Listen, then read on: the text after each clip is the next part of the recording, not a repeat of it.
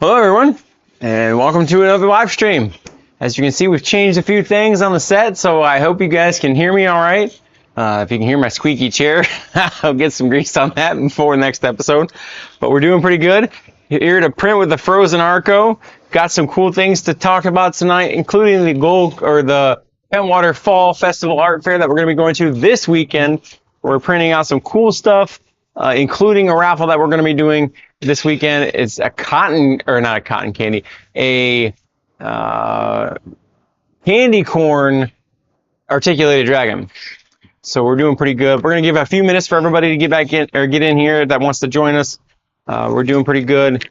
We got some upgrades in the studio that we've gone and done. Got some new lighting. Hopefully our microphone is working this week. If you can hear me, drop it in the comments. Give me a thumbs up. Don't forget to like and subscribe if you haven't already. We're not too far away from that 1,000 subscriber mark, so that's awesome. I'm super excited for that. Tonight we're going to be trying out a new, not a new brand. We had Pop Daddy Pretzels last week, but a new flavor, beer cheese. We're going to be doing some PETG with the Phrozen Arco tonight because we have our Penta Shield that we're going to be doing. So I hope everyone's doing all right.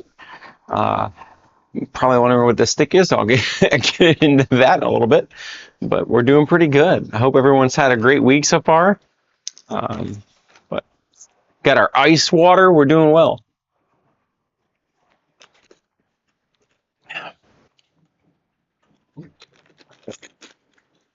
I'll get started here in probably about 2 minutes. Get our handy pretzels out there so you can see what we're eating.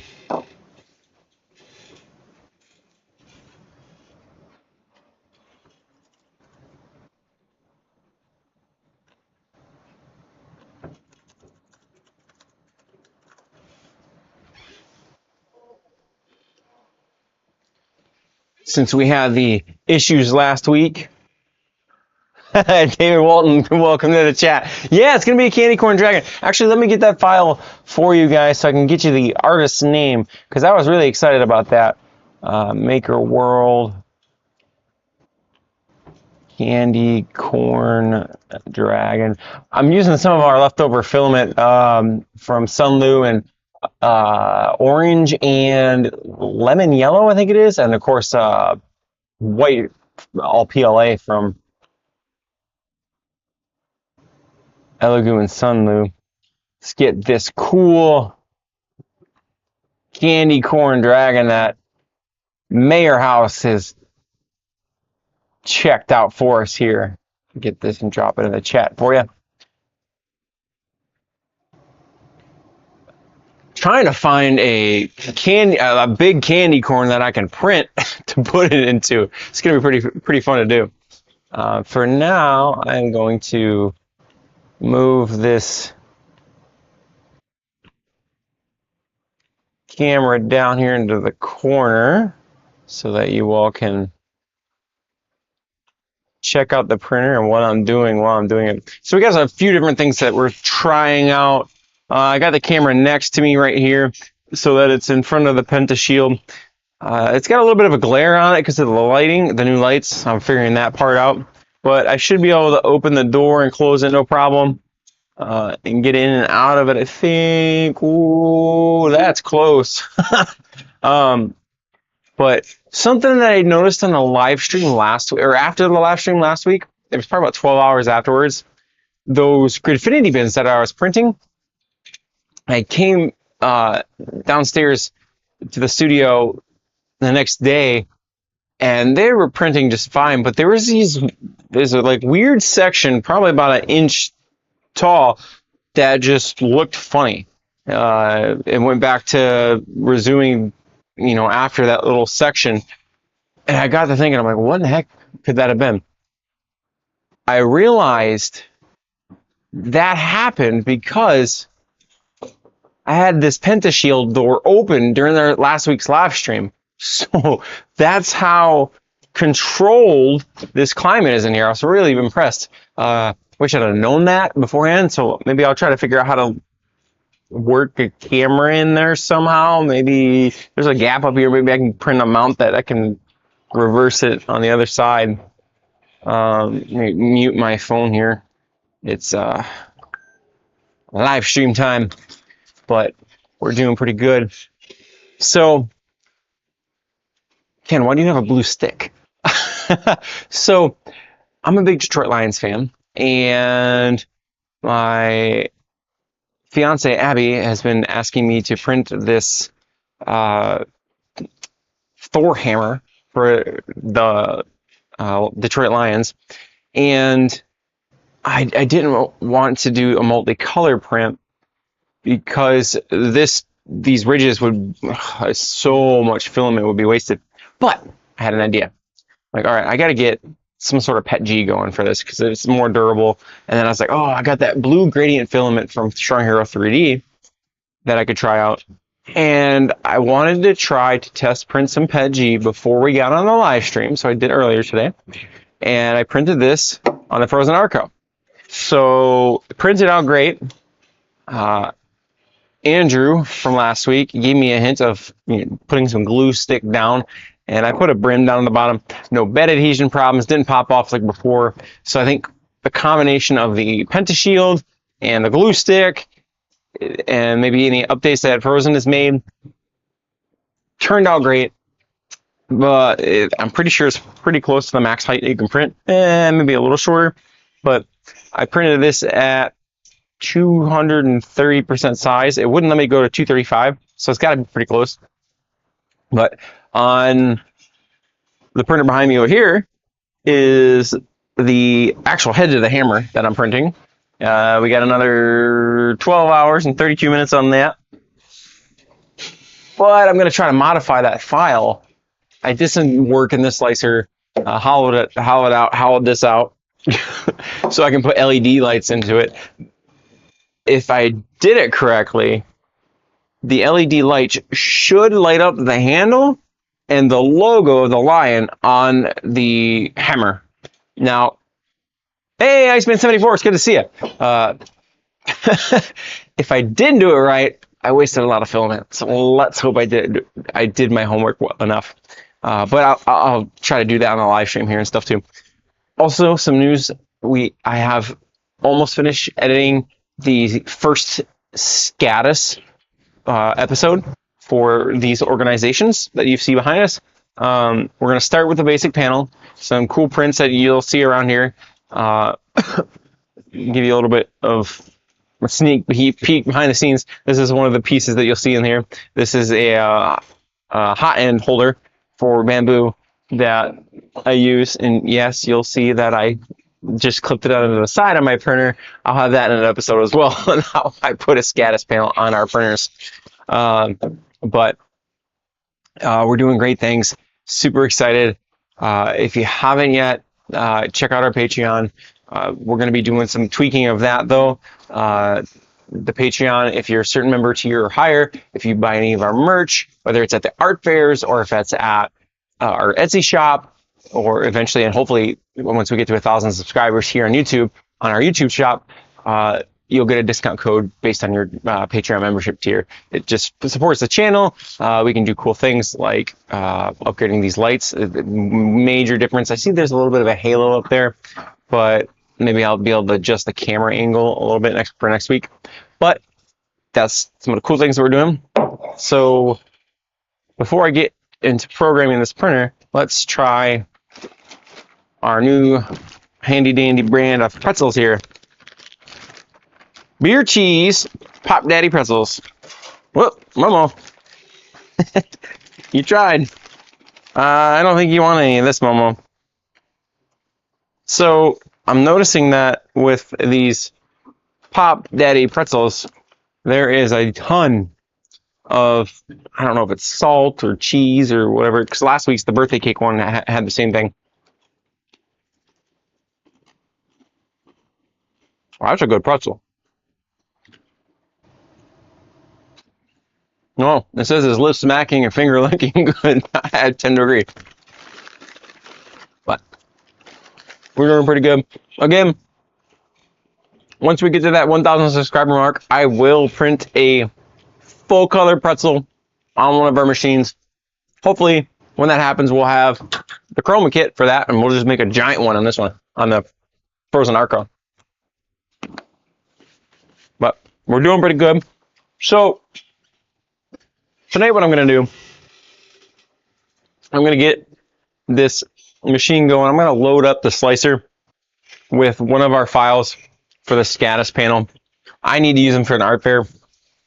They're the stands, and you'll see that. Got some beer cheese down the wrong tube.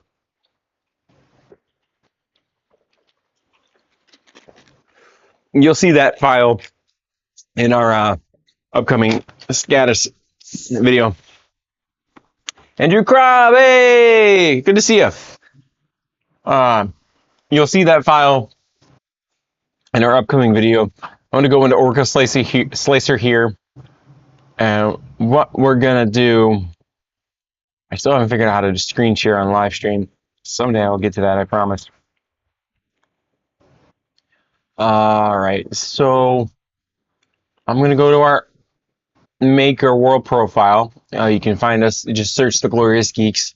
You'll see us there. I'm going to our collections. I'm going to go to Scatus. Oh, if you want to see this Detroit Lions hammer, you can also see it in our sports collection. And then I'm going to go down. Where is that stand? Oh, if you want any sneak peeks of what's coming for the Scatus series, you can check out what else is in that. So this Scatus stands that we're going to be printing today are by Eric, and we're going to do them in PETG on the good old Phrozen Arco. Let's see if we got any comments yet. No? All right. And I'm going to try to, excuse me, load up the build plate here. I don't know why I didn't open it for Orca Slicer like I was supposed to, but. And before I send it, though, I'm going to really put some glue stick. I got a bunch of Elegoo glue sticks laying around that we're going to put on there. Just waiting for Orca Slicer to load up. If you guys have printed anything on your Phrozen Arcos, if you're in the chat, let me know what you've printed so far. If you're enjoying your Pentashield, I am really thoroughly impressed with this machine. Oh, something that I forgot to tell you about. So I don't know how many printers you guys may have in the chat. We have seven now, to include the Phrozen Arco. So we're starting to pull a little bit of electricity. So our electric bill is going up, but I've noticed that it's only going up because of our peak hours. We're here in Michigan, and I'm not used to that. But I know places like California, they have severe peak hours. So I'm testing out something. We did a review probably 2 or 3 months ago for the Solix C1000 battery station or power station. And I'm going to try to use that during peak hours. It looks like I can get about 3 hours with 7 printers on it, which is insane because it's only a 2 kilowatt hour machine. So that was awesome to see that. But if I can get that lower, it should save us some good money on our electric bill. So I'm storing the energy from the off peak hours and then using that stored energy for 2.5 hours during peak hours. So we'll see how much it saved. We noticed that our electric bill went up about $60 here during the summer because peak hours really start because of AC systems and stuff. So we're just trying to figure out some of those things. But Andrew Kopp says, printing a model now, but really had to slow down east on PETG, 30 millimeters per second for initial layer and 50 millimeters per second for the rest of the layers. Iceman74 says, I did a huge Mario, now doing a Mecha Kong. Oh, that reminds me, the Mario. I want to do a giant Mario question block /bank. I think I'm going to try that is one of the first prints on the Phrozen Arco with the chroma kit. But let me get back into our Orca slicer here, and we can get into open project. We're going to open up that file, the SCADA stand. I'll put that link so you guys can see in the live stream chat. There you go. All right. So that's what we're going to print tonight, but I'm going to try to max it out. I'm going to print a bunch of them on the same build plate. I'm going to use the Arco build plate. So it looks like if I do it correctly, I might be able to get, well, that's cool. I'll be able to get a few of them. 1, 2, 3, 4. I could probably play around with it a little bit more and get a few more on there. But 4 is enough because I can do it twice. I'm going to change the filament profile. I'm going to use the Sunlu profile because that's what I used for this, and it worked out great. This isn't technically Sunlu, but it printed flawless, even with the overhangs. Like it handled the overhangs really well. So I'm going to go to Sunlu PETG, click that, and we're going to do it in white because that's what matches our SCADA panel and our Art Fair booth themes. And I'm going to slice that, and let's see how long it takes. What's cool about this file is, I don't want brims. I don't need brims for this. I had a brim on this one, but it was an outer brim. I'm going to try no brims on this and see how well it does. So I'm slicing it now, and it looks like about 5 hours of print it should take, so it shouldn't be too long at all. But this will give us a good idea because of how well this is going to handle this max bed adhesion for PETG. So before I click print, I am going to put that on the build plate. So take our build plate off here, and then I'll get to show you guys what I did to my build plate when I put the Pentashield on. I didn't do a bed calibration, and I don't know if you guys can see on the camera here, but all that texture on the underside of the build plate, yeah, over here, it scraped it right off. Just ground it. There was so much debris in the machine. So if you're watching and you put your Pentashield on, make sure you do a bed calibration and auto leveling before you click print again. I don't know why, but I must have hit the flying gantry or something and knocked it off level, and it just ground it off. But let's get into this. So I'm going to put this glue stick on here. It's a glue stick by Elegoo, but I'm pretty sure you can get, it's the same thing as like Elmer's glue or things like that. I'm just gonna really slather that on here just because I don't want, usually I'll use hairspray, but I haven't tried that yet. If this works, maybe that'll be the next thing I'll try for the next build. Is my hairspray trick. Usually works pretty good, but we're gonna slather this all over the build plate here. Let's see if I can move this computer back a little bit so you guys can see what I'm doing and not knock it off the computer table. That's about as close as I can get. I'll probably have a better setup for you guys next time. This is a trial of trying to get a max view of the printer setup and stuff now that we've got a little bit more organization in the studio. All right, so that's pretty covered. I'm gonna screw this back down. And if we can get, I've gotten the Strong Hero 3D's PETG to go down. This is going to be the Rapid PETG by Elegoo, so that shouldn't be an issue. And I can just barely open that door. So if I can get that down, I'm gonna try some clear of that eSun PETG again. So that's in there. Let's close this back up. Something I didn't anticipate for this printer is how big it is. It is almost all the way to the back of the wall, and it is right at the front of this B-Roar SCADA panels. Andrew Krob is asking, what filament brand are you using today? So today we are going to print with the Elegoo Rapid PETG White. That is what we're going to try today. I'll probably have to manually feed it in there and start off again because I was using the Strong Hero 3D blue gradient for this earlier. I had to swap it out, but I haven't loaded it up yet. So let's try that. We're going to go back to Orca Slicer.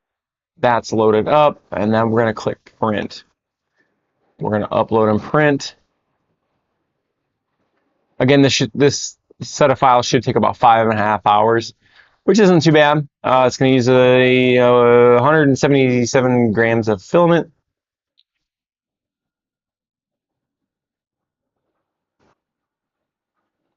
You guys can see some of the other things that we printed today. Some phone holders by Pork 3D. We've got that candy corn dragon printing over on this printer. Doing pretty good. We're using some of our leftover filament, some of our orange and our lemon yellow. And then we also have a butterfly shelf or butterfly jewelry box printing on our final printer over there that you can't quite see yet. Looks like I need to back it out just a little bit more on our next live stream. So let's see, how is that machine doing on Orca Slicer? All right, looks like we're heating the nozzle. Looks like there's plenty of glue stick on that bed. I'm sure that when the printer goes down, I'm gonna have to feed it in more because the filament won't stay with the machine. Eat some more of our handy dandy pretzels here.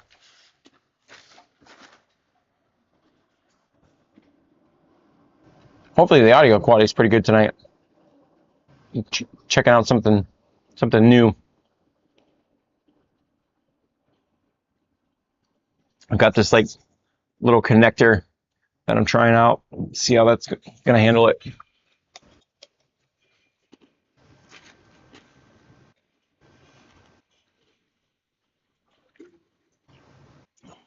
It's actually a good combination. Lemon lime, sparkling ice water, and the beer cheese pretzels by Pop Daddy Pretzels.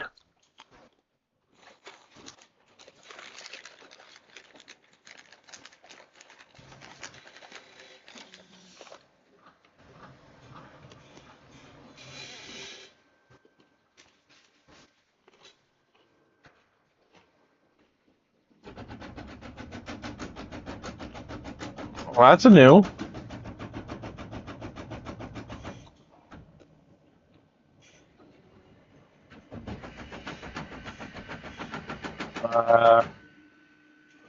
Well, we've had our first issue.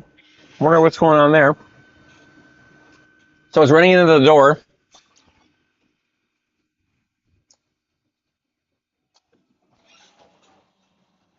Running in literally into the frame of the door. I didn't know it did that.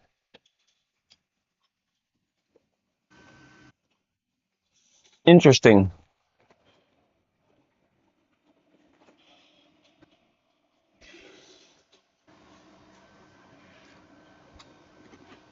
My guess is, since I printed this earlier and I didn't move that gantry back down, it's hitting that frame. So Frozen, if you're watching this, what's happening here, I printed something that was max build height,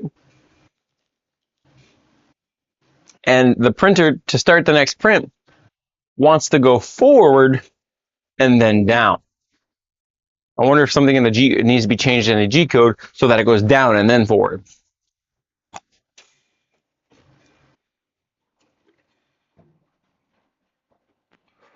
I may have to shut the printer off and then restart it.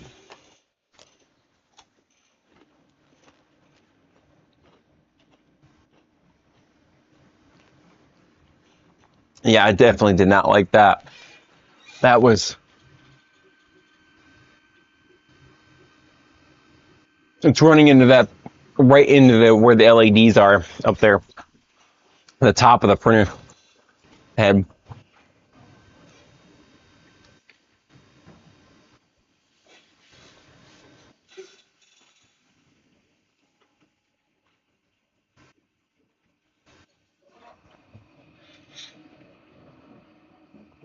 I don't know what's taking this so long. I shut the printer off and restart it.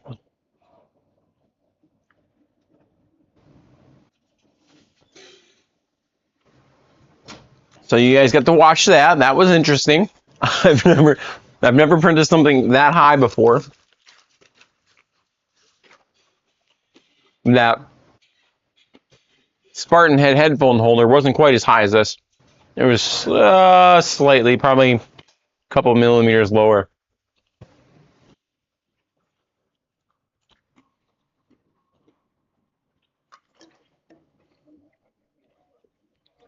I did cancel the print. I shut it off. I want to let it reboot. I don't know if hitting it like that is going to cause any issues. I might want to consider a calibration again. That was making some loud, thunking sounds.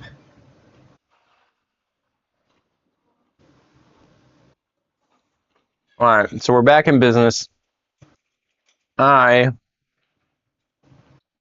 am going to move the gantry down.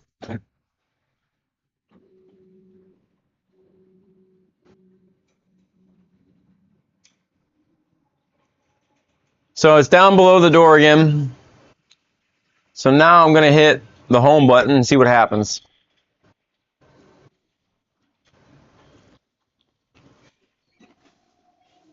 The good news is that once it's below the frame, it doesn't hit the glass. That was what I was worried about, because that's pretty close.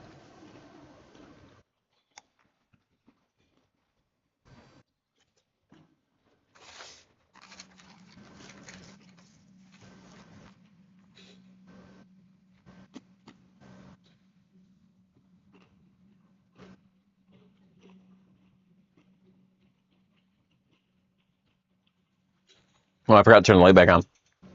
That would help. Let's turn the interior light back on.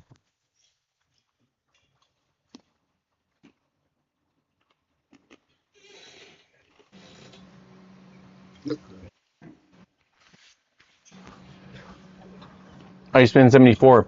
Did you see the Chroma kit is coming with a belt system for your purge? I was mind blown. What? Like spits it out the side and then like a conveyor belt system? Like I've seen that for bamboo, like mods that people have done for the bamboo printers. But if you're telling me that I get a conveyor belt for poop, that's gonna be amazing.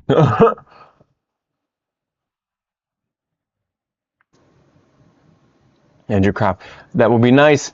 Now with the Penta Shield, I haven't found a poop chute. Yeah, I haven't found a poop chute either, and especially with how narrow that is in the back. If this freaking thing has a conveyor belt, my other ones, I don't know if you can see. Yeah, so this printer over here, this is like a pointy stick. I can't wait till the rest of the hammers on here. Down here, that's where my filament poop, nuggets, noodles is what Bamboo called them, noodles of regret. That's where they go down into. Even once in a while, or every once in a while, they still get clogged, and I have to shove something down in the chute in the back. But if I can have a conveyor belt that comes out the front, I'll just print like a little thing that goes out here and just dumps it, funnels it in to the bucket. That would be cool. Abby says it didn't sound as loud on YouTube. Oh yeah. Yep. So Abby gets the added benefit of the live stream in two places at once. It was clunking the majority of the studio when it was hitting like that. David Walton. I saw someone with a conveyor belt, didn't know it comes with it. If that chroma kit comes with a conveyor belt, I'm in trouble. So I don't know if I'm ever gonna stop looking at the conveyor belt. I might just print with purge just for the conveyor, just to use the conveyor belt.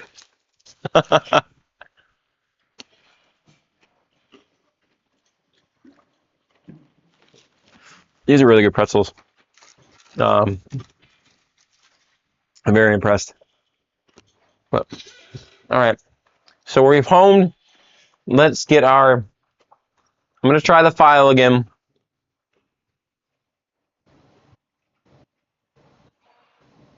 If I start hearing grinding, actually, I'm gonna do a calibration as part of this, just because I only have one side of a uh,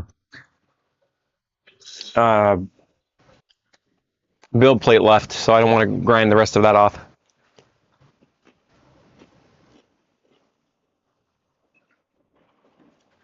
I don't remember that they gave this option.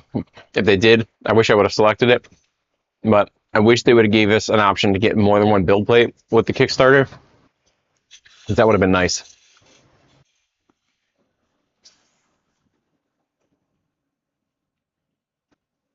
Kind of makes sense to have one, considering how low on the printer the waste comes up. Yeah, I would agree with that, because if you don't have a conveyor belt for that, that purge bin is going to be like overflowing.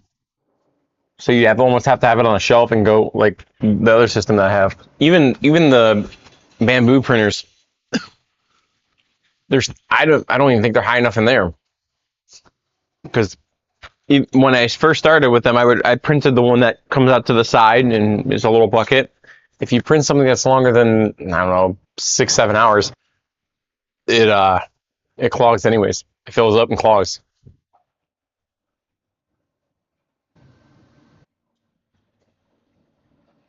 All right, we're doing good.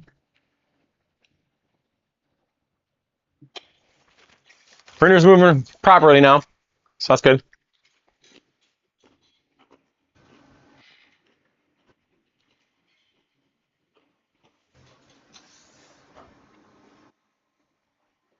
I spent 74. Where did you hear that from? I'm gonna go now. I gotta go look. Is there somewhere I can go and like investigate this? Because that would be awesome.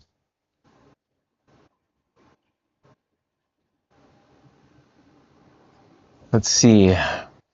Maybe it's on the Facebook. Uh,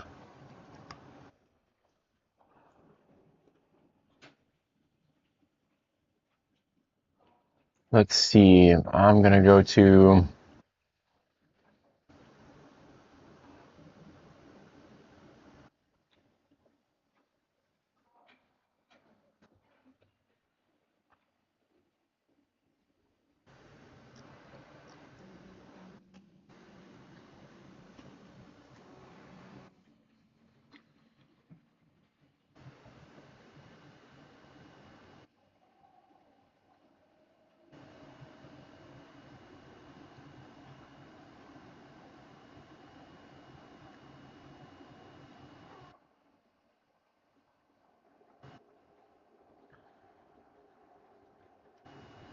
So I see some of our friends over in Asia that are getting their printers. They're getting or that have their printers and the Pentashield already. They're getting the Chroma kit. I think it looks pretty cool.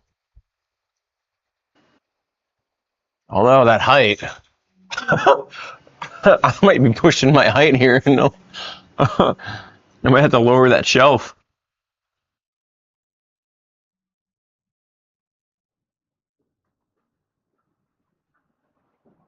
YouTube Frozen Chroma kit install. Okay, I'll have to make note of that and investigate that offline since it's on YouTube. That would be excellent to see. You guys get to see how messy my workshop is. All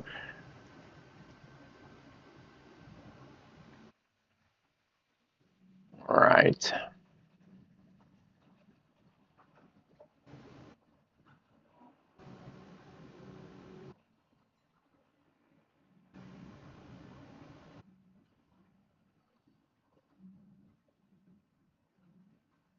So again, sorry that we have to go through this calibration, but it I can't lose the last side of the build plate half. I'm glad they made them double-sided, otherwise that'd be really hurting.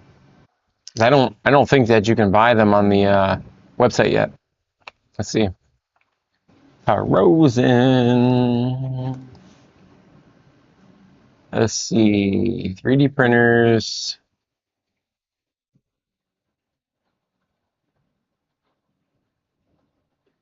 Arco FDM. Actually, it's probably under accessories. Well, it says that you can buy the chroma kit now. Weird. 3D printing tools. I don't see.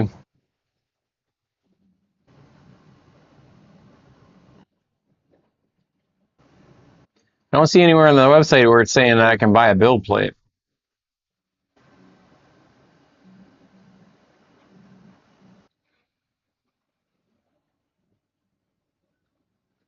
It says I can buy nozzles. It doesn't. Let's see, maybe it's under parts.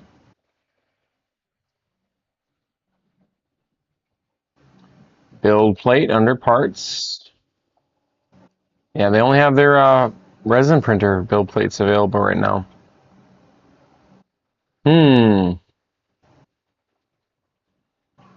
Yeah, I better protect that with everything I got.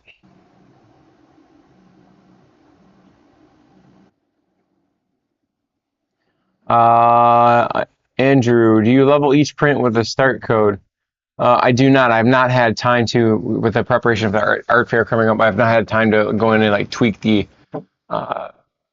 G code to start with an auto level. I'm hoping that's something that Phrozen will do all on their own.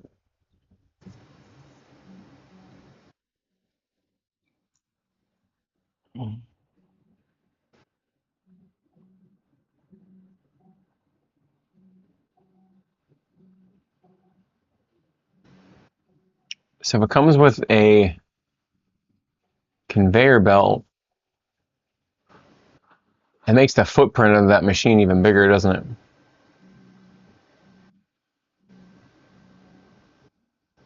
That means that's going to take up that whole real estate.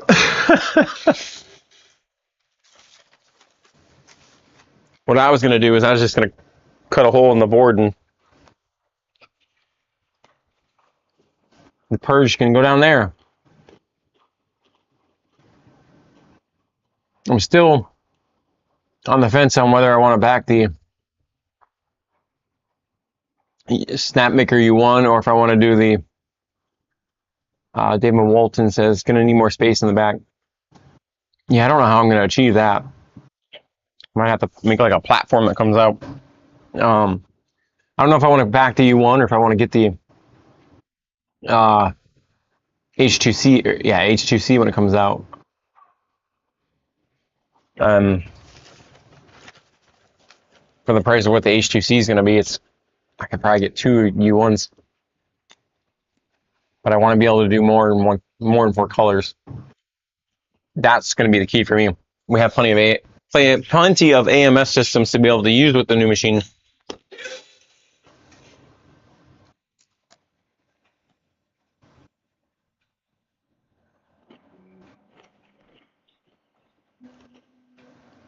Probably not more than that. The filament holder takes up.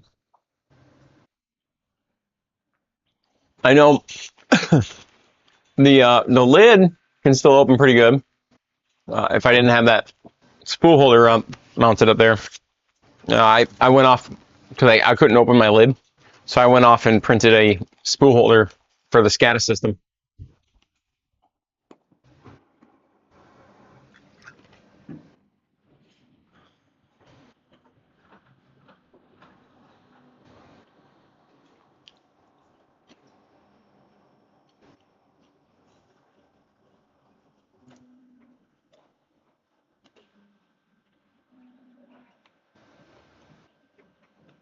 So if you're just joining us on, excuse me, on the live stream, we're doing some pretty cool things. Right now, we're doing a bed calibration because when we try to start a print, oop, I bet this needs to be fed in. Yep.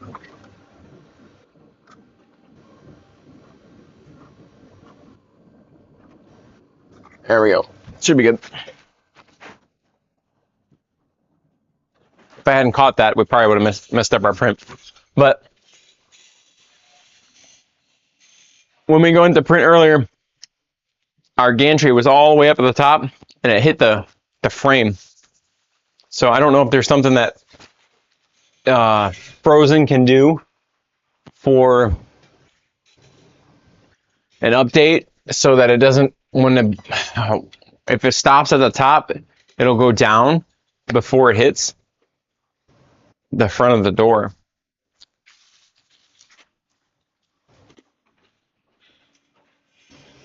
But we're gonna try out PETG on this now. Since we have the enclosure, we're doing Elegoo Rapid White PETG. Seems like it's going down pretty good. We put on the build plate a ton of PVA glue stick. Cover the whole build plate.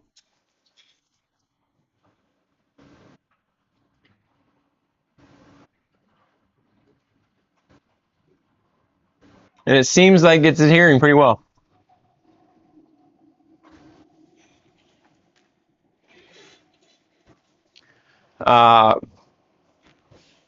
We got a successful PETG of a Strong Hero 3D earlier today.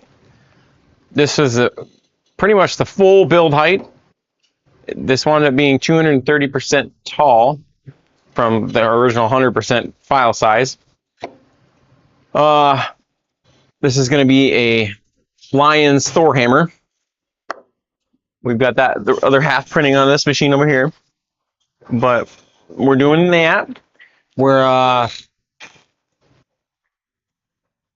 gonna max out this build plate to make sure that we did it with PLA. There's no issues with bed adhesion with PLA. Now we're doing it with PETG to make sure that there's no bed adhesion problems with PETG for the entire build volume area. So far so good. Layer 1's going down pretty good.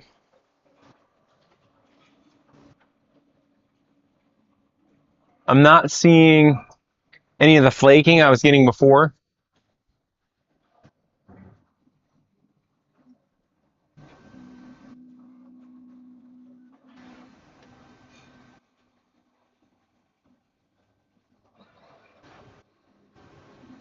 Looks like I'm not extruding for some reason though now. Did the filament get stuck?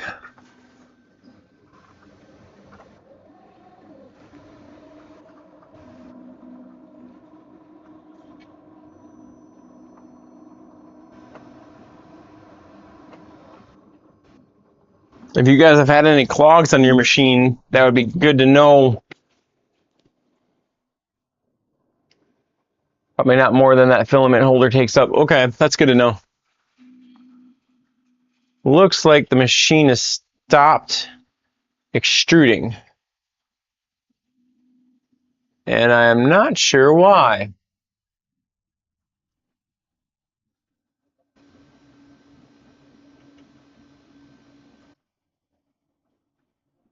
It says nozzle temperatures 250 degrees Celsius. But we're not pushing out any filament. If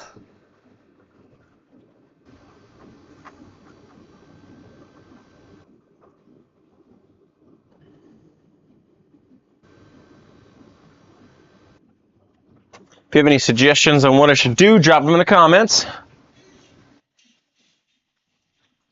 We are no longer extruding filament. This is actually the first clog I've had on this machine.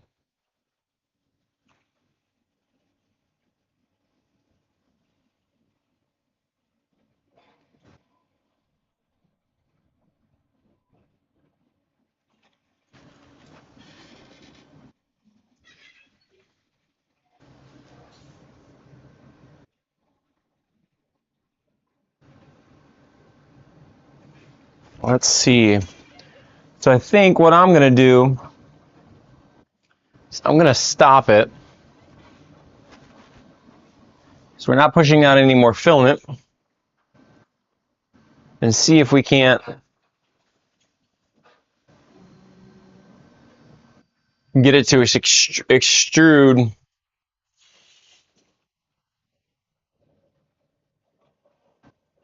I'm going to move the gantry up so we can see.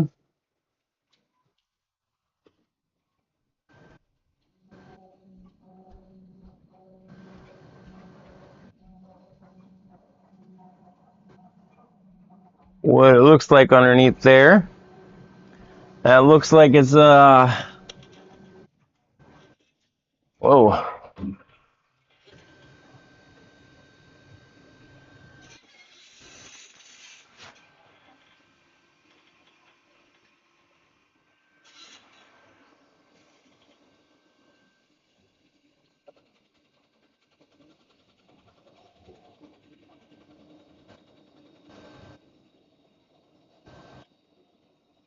So what I'm doing now is I'm trying to I'm going to reheat the nozzle up to 245.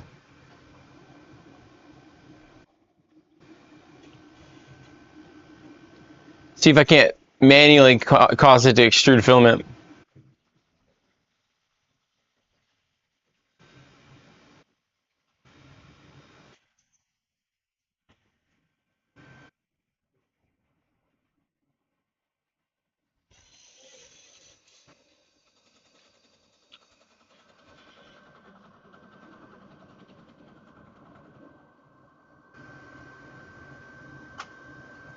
I just used the filament cutter to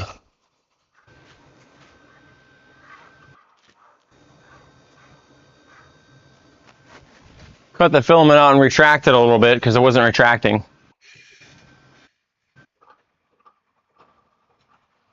So I think something's stuck in the extruder gears. I'll open this up so you guys can see just a little bit better. I'll adjust the camera so you can see.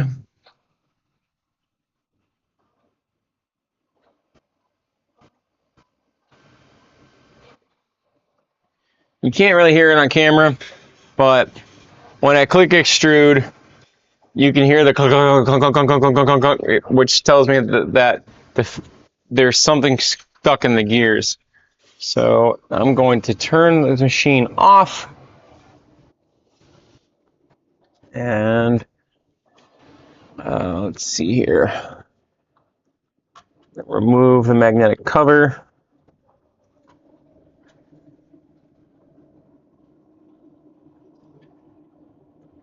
Oh, this is what I was afraid of. So with this machine, I'm going to remove this fan connector, maybe. I'm glad they have see-through panels on the side. So I removed the front housing with the fan connector. Trying to see, I wish there was an easier way to get to the filament gears. So I don't see, I don't see a good way to push out the filament. Looks like there's a little bit of PETG around the nozzle there. Still a little warm. But I don't.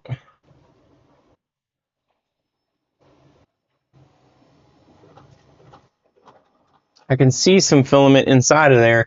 So I'm going to grab my tools over here. I got to walk around for a second. Keep an eye on the chat. Make sure I'm letting you guys know what I'm doing. So if I'm about to make a mistake, you guys can let me know. But I'm going to grab my handy dandy cobalt tools from over here and bring them to the other side where I can operate on this machine. It's the first time that I've had a quote-unquote clog. So let's see. I don't know what size that is. Let's see, is this the right size? Nope, too big.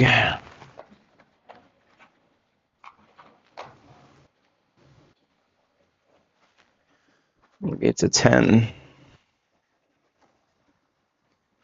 So, yeah, that looks like a 10. So I see 1, 2, 3. By the way, this voids my warranty. Oops. Machine is off. So there's 3 bolts that are here. Machine's off. Feels like the nozzle has cooled off. So I shouldn't have to worry about burning myself on camera. So I don't know if you can see that or not. That is a bolt with some sort of bracket on it. We're going to set that over here so I don't lose it. What I'm trying to get to here is the extruder gears to see if there's any filament stuck in there.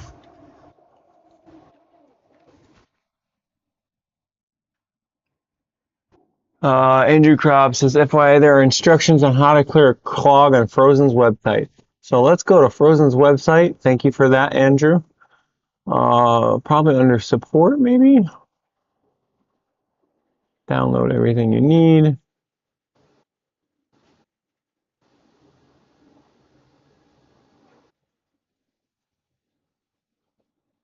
Help Center. Yeah, FDM. Arco FDM.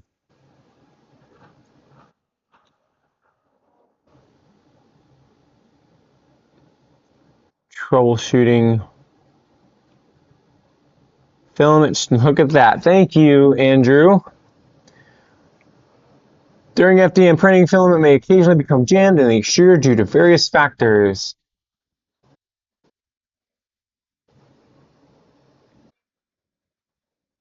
Due to potentially affecting the print quality and machine performance, to help you resolve the issue efficiently, we prepared the following troubleshooting guide. Let me put this in the chat so you guys can see and follow along with me. Again, Andrew, thank you, thank you, thank you. I appreciate that. I would have gone into this blind. Step 1, position and unload filament. Use the manual control function to move the extruder to convenient working position. Well, it is in a convenient working position. Set extruder temperature to 250 degrees Celsius. Well, that means I gotta turn the machine back on. Let me put this bolt back. Again, I only removed 1 bolt. Thank you for not letting me remove more than that, Andrew, because I would have gotten pretty deep into this. All right, that's tight again. We will put the cover back on because the steps do say to preheat the machine. So we're gonna go plug this connector back in. And we're back in business. Turn back on. Let it start up.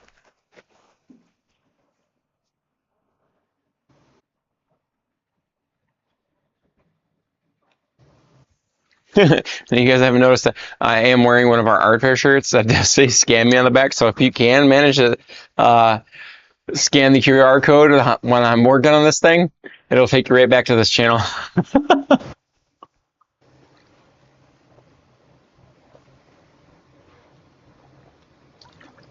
I didn't think about that.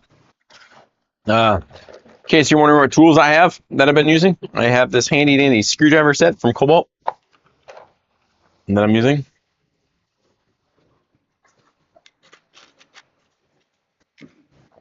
I am a Cobalt fan. David Walton, while we're waiting for this to start, says, watch the chroma kit install. You have to print a file to put inside the chroma kit to hold the filaments inside the lid. Really? What? You have to print a file to put inside the chroma kit to hold filaments inside the lid. Wait, so what happens? Does it like pop out of the machine? That seems weird and not planned for.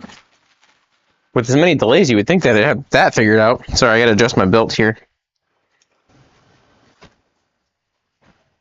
Okay, let's get back to those instructions. We've got set extruder temperature to 250 degrees. Go to our little thing here. Temperature.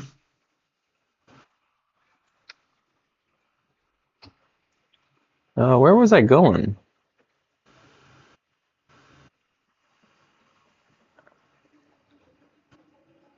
Temperature. Nozzle temperature. 250 degrees. We got that set.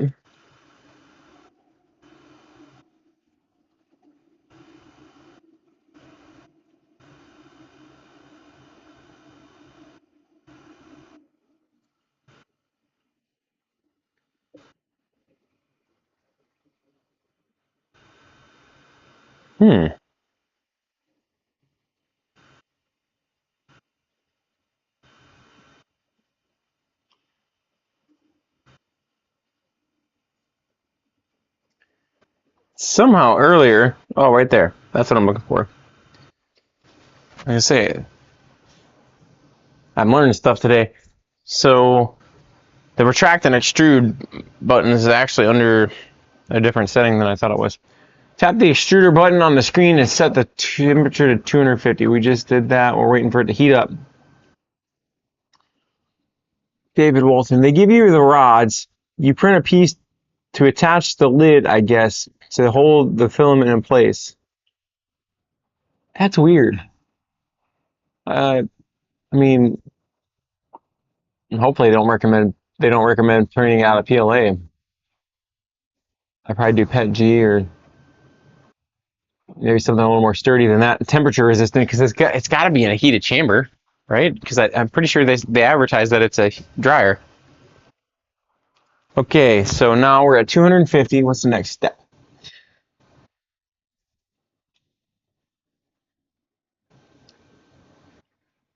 Remove filament. Option 1. Once heated, press the extruder button 2 to 3 times, then press retract to pull back any remaining filament. Hitting extrude 2 times.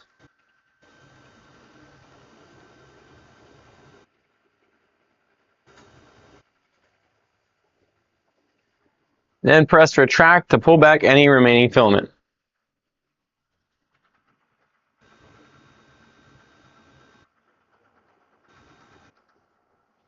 I'm not sure that's working. Okay. That was option 1. Power off the machine. After removing the filament, turn off the machine before proceeding. Hey, I just did that.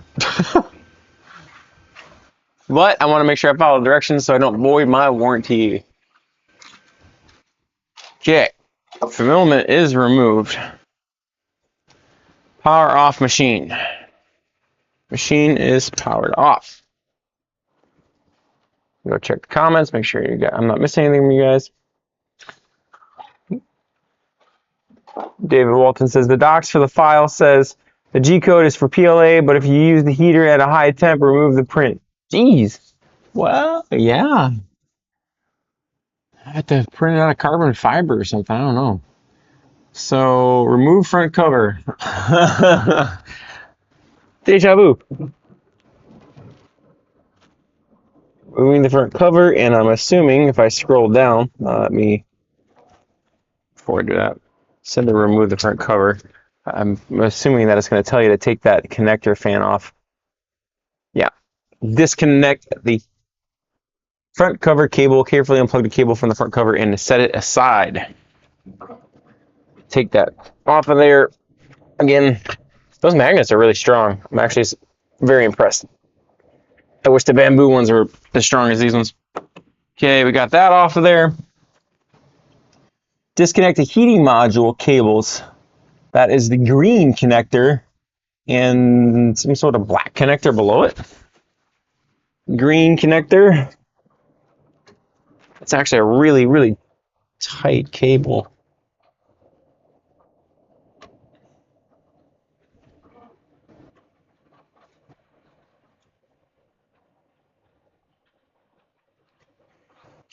Can't quite get my hands on this one. I'm gonna have to use my long needle nose pliers, wherever the heck I put those. I can't quite get my fingers on it. Where did I put those? There they are. I got them down here on the bench. So just in case, they're long needle nose pliers, so I can get to something that I can't quite reach. So I'm gonna be very careful. Not pull too hard.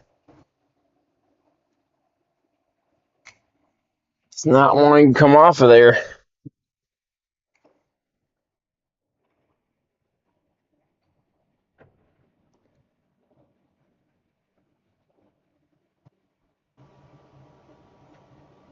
There it goes. Okay, we got that one. And now it wants to remove that gold band too.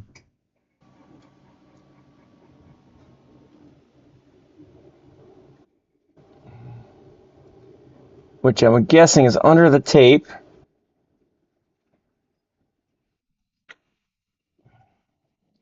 Yep, it's just like with the Bamboo P1Ss, they got that. That I can't use the pliers for, because I'll ruin it. It's a little microchip plug. There we go. I don't know if you guys, how well you're seeing what I'm doing, but trying.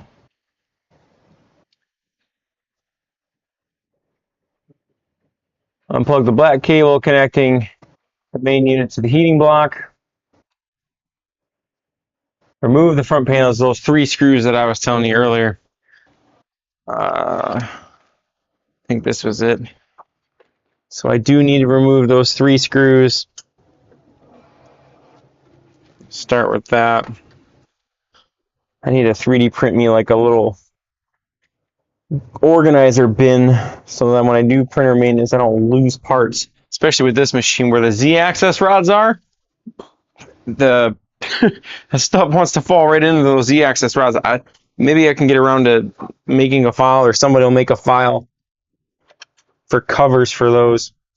Because unless you got a magnetic screwdriver, you'll never get it back out of there. Or a long pair of needle nose pliers like I got. And even then it was a task. So I'm removing the second screw.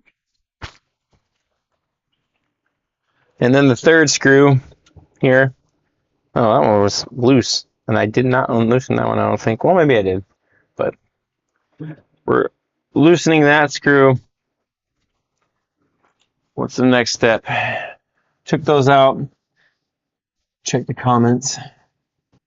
The gold cable, make sure you get it seated right when plugging it back in, or you won't have temps shown right. Made that mistake. Thank you, Andrew. I really appreciate that. I would not have realized that. Andrew said, I'll say that comment again for you. Andrew Krob says that gold cable, make sure you get it seated right when plugging back in, or you won't have temps show right. I appreciate that. If you encounter resistance when removing the front cover, you may need to loosen the extruder gear spacing adjustment screws on the side after removing the main screws. In some cases, the filament may be caught at the end of the gear, preventing the cover from being removed smoothly. And it shows screws on the lower.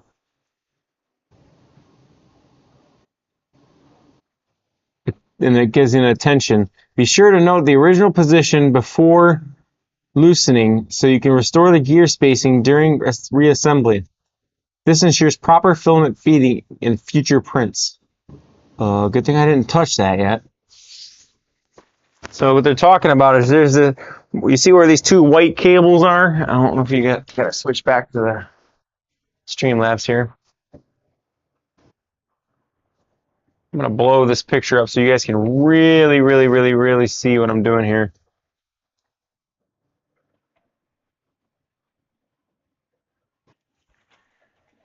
I'll lift this up a little bit. Where these 2 white cables are, right here, There's a screw back here. They're saying to make sure you note that position. Mine looks like it's down at the bottom.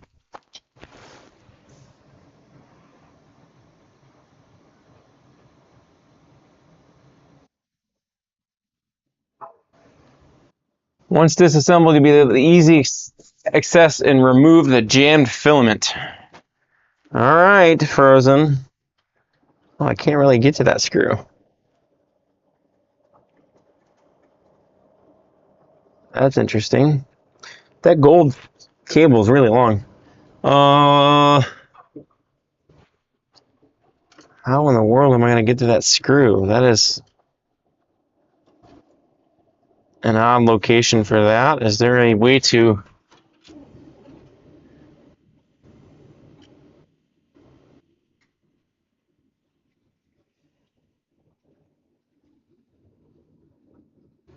Looks like there's another cable here. I want to make sure I remove that out of the way. Is there another screw that I'm missing here? Is this the screw I'm talking about? Let me make sure I'm following the directions here correctly.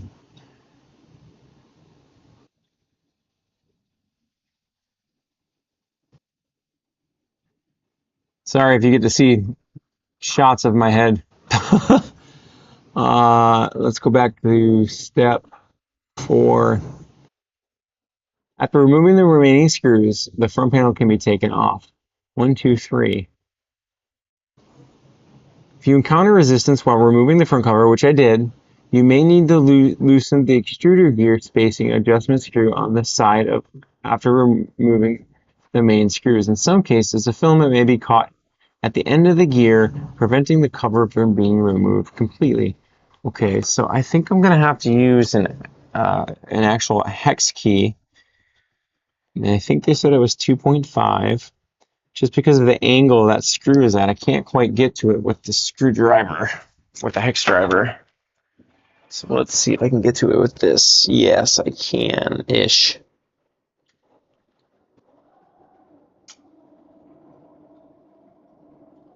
That one I don't think is 2.5.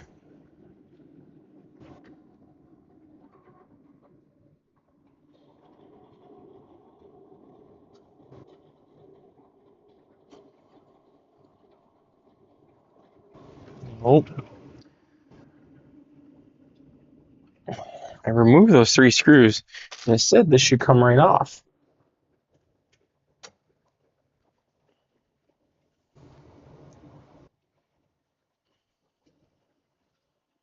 To be honest, I was a little worried about working on this machine because it's much different looking than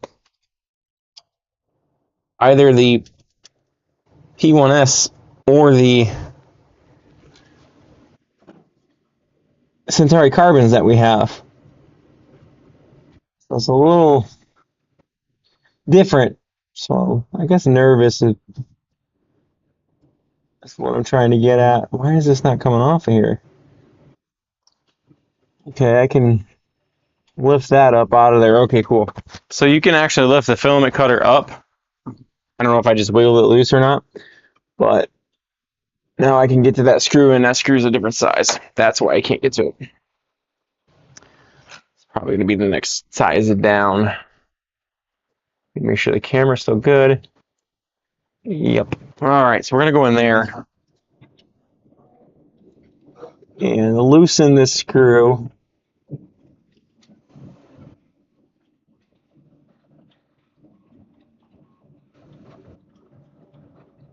Is that the screw I'm supposed to be loosening? That doesn't look like the right one. Wish they had a better picture of it. Yeah, it's the one with the spring. So just in case you guys don't know, the picture on the Phrozen website is kind of blurry. It's the screw with the spring. So I'm gonna loosen it. See if I can't get this to come undone. By the way, I love these Cobalt tools. Those little screwdrivers save me so much time. All right, so it's moving more Yep, there it goes. Oh, there's our filament. I don't know if you guys can see that on camera. Let me switch back over to my camera so I can see what you guys see. Want to see what you see. Okay. So what we got here is right here. There's our filament.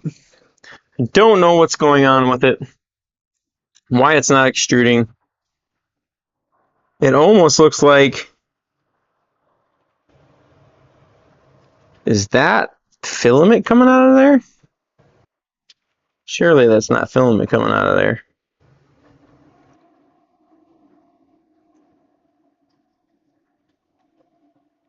It might be. I don't know. That's weird. So I don't know why that looks like that. I have never had this machine open before now, so I can't tell you if that's normal or not. Does not look normal, but this, I'm going to take this clip off of here, take this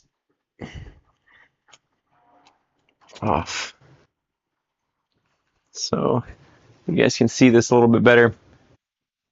Here's our filament. It's going in fine. Seems like something's happening in here, not allowing it to go in properly. Any suggestions, chat, family? Andrew, I appreciate it. Just pull us tight. You are right. It was a little tight. It is not sure what is causing that to not extrude. I'm going to see if I can't clean some of that off of there.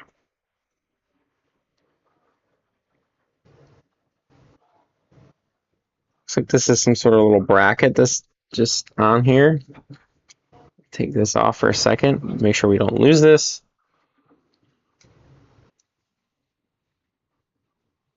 Keep that there.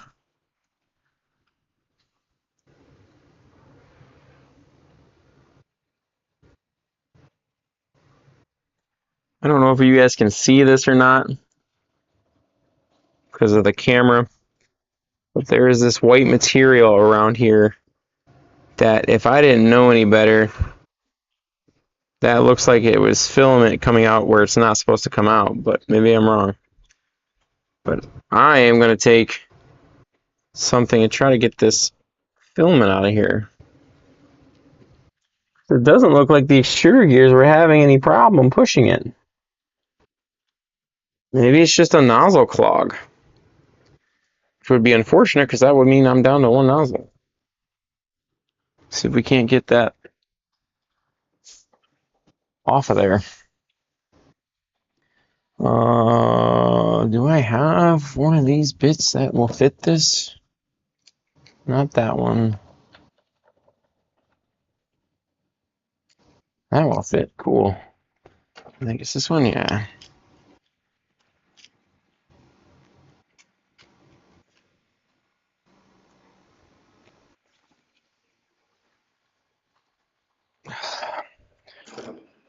So I can't get that off of there. What do you guys think? You think that we should we got any issues here? I can't see any issues with the filament going in. Looking down the tube, I don't see any like problems. Let me look at the document again. I'm gonna set this down here. Let me look at the document again to make sure I'm not missing anything. Not understanding what is supposed to be going on here.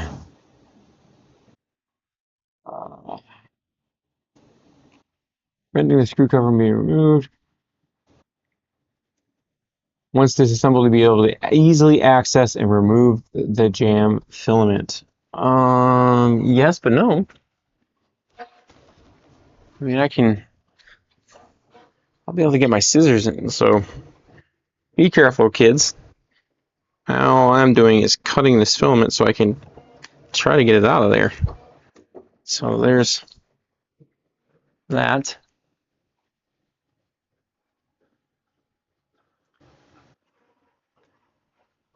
Then let's see. Next step here is I'm going to take I need to get a smaller pair of needle nose pliers. See if I can't get this little guy to come out of here.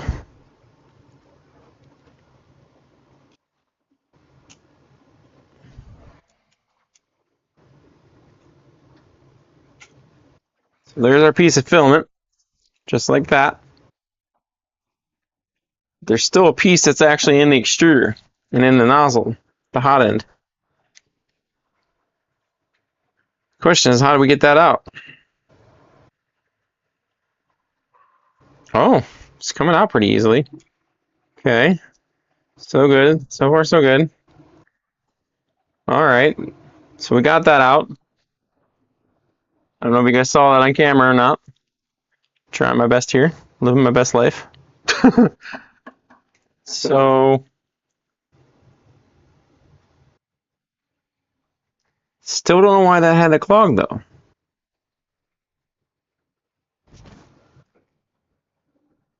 Not sure. Not sure at all. All right, so we got the filament out of there, so I'm going to drop a poll here real quick for you guys. Should we reassemble the hot end and try printing again? Question mark.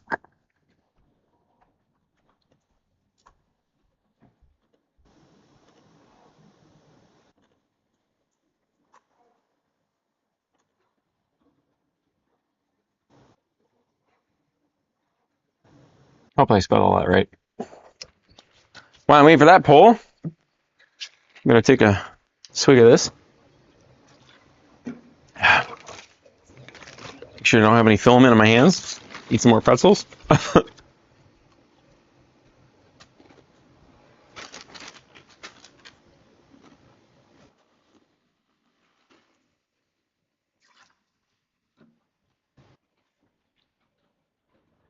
Andrew Krob says, the cutter is a pain to get back in. There are instructions under the maintenance section of the same Phrozen page. All right. So we're going to go over to the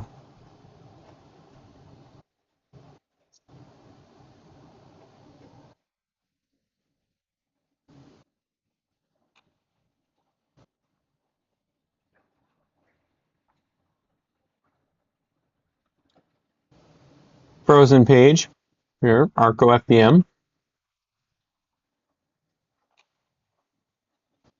Maintenance. Cutter installation guideline. I'll probably remix this video too, and I'll put this in the comments or in the description. Installing the cutter and push the rod.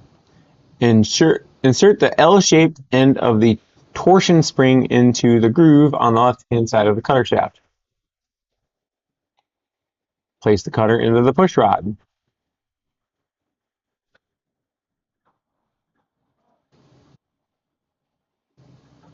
The side containing the two holes facing upward and push the cutter until it touches the push rod.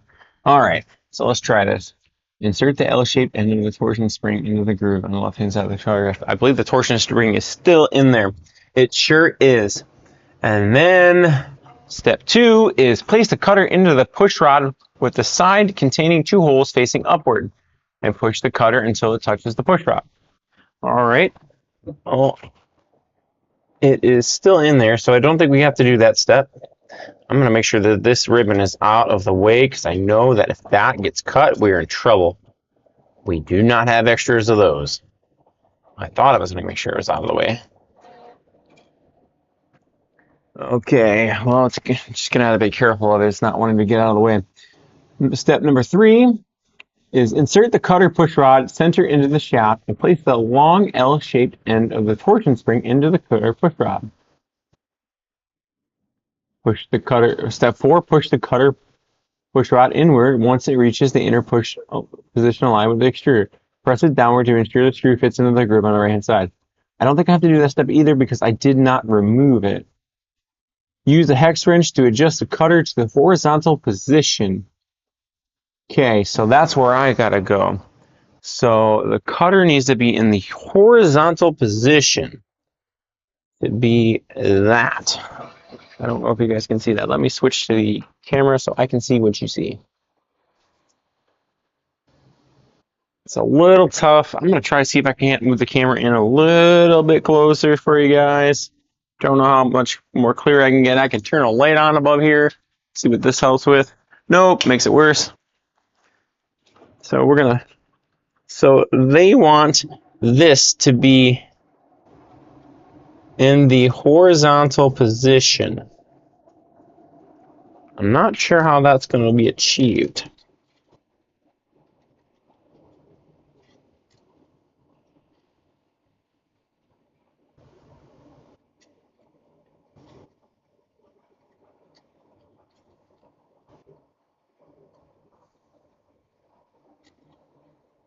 I'm guessing maybe I gotta remove it and then, oh boy. Okay, we're gonna remove it. And then have to reinstall it maybe. Hard part about this is I'm working around the camera. Perks of a YouTube live stream. I'm not gonna be able to get that back in there. Let's see. Okay, we got that in there. What I'm having, there we go. Okay, so if you're having trouble getting this to go back in there, you can slide it out just a little bit and then you can push it back in. Okay, so they want this in the horizontal position like shown. Let's see what they want me to do next.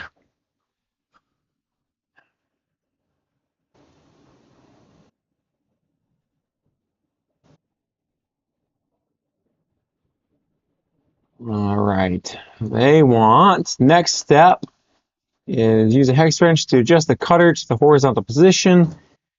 Okay, we just align the gap in the extruder front cover with the front edge of the cutter blade. I wish these photos that were on the website were just slightly more clear.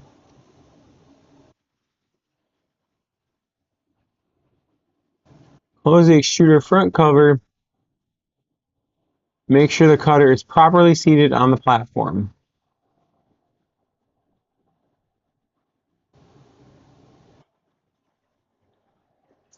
All right, let's try this. So, oh, before I forget, I need to reassemble this little guy. He belongs on here, like so. And I can just slide him up this way, or this way. That's the way he came off there. I took him off there because I needed to see what was underneath there. Turns out I didn't need to see what was underneath there. I don't do this now, I will forget to do it and really regret it. Why is this not going on there that way?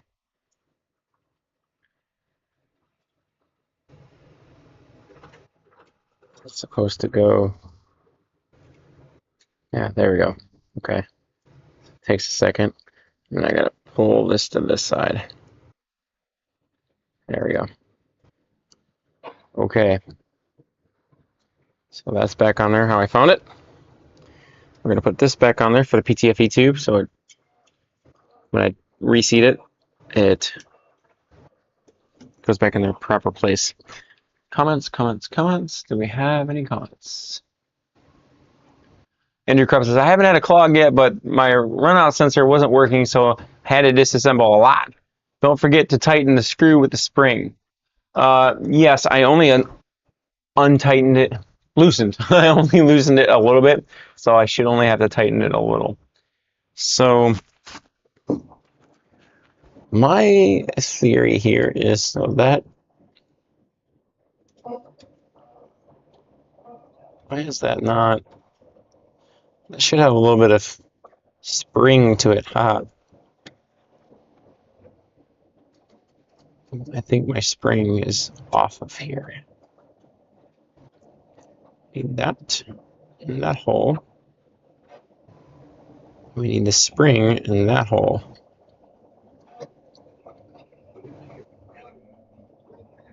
We need this to go that way. There we go. So make sure that when you're doing this, you get that spring put back in that this hole on the back side. Otherwise, you won't be able to. Your cutter won't properly fit right. So now that that's that way, I'm trying to remember what I got to do. Okay, so in the reverse order of operations, now I should be able to put said nozzle back on.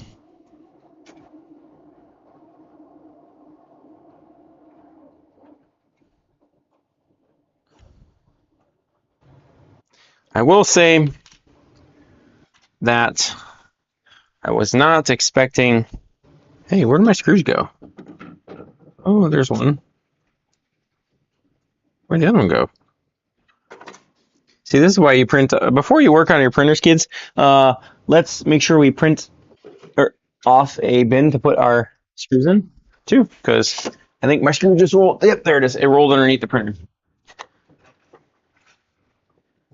Had me scared for a little bit there. So we got to put our screws back in our holes. I'm not going to tighten anything yet, just because I want to check the directions one more time before I put anything back in place. Make sure I'm not forgetting anything. I have a tendency to do that. I do need to tighten that screw with the spring. Okay, so yeah, it doesn't say that I'm missing anything.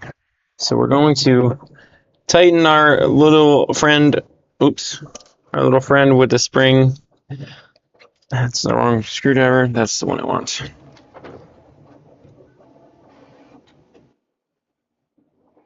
And we're going to tighten him up back to where he was. And we're going to, and this is the reverse order what I did earlier. I'm going to put this, whoops.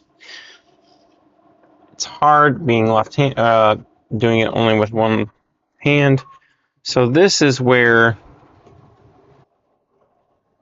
I'm going to run into a little bit of trouble. I just lost the 2 screws that I needed. And I think they went out. They did not go out the poop chute. All right. Okay, maybe I only lost. Okay, I only lost 1 screw, I believe, because I saw one come shooting out. Question is, where did it go? I think I found it, but it's not in a very good place.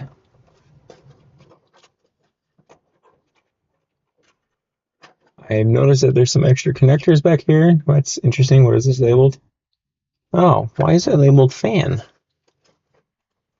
It's weird. Oh, that would be why my fan's not working. My fan connector came undone.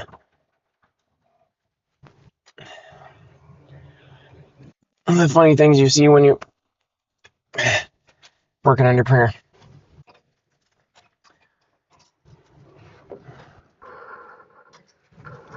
Alright, so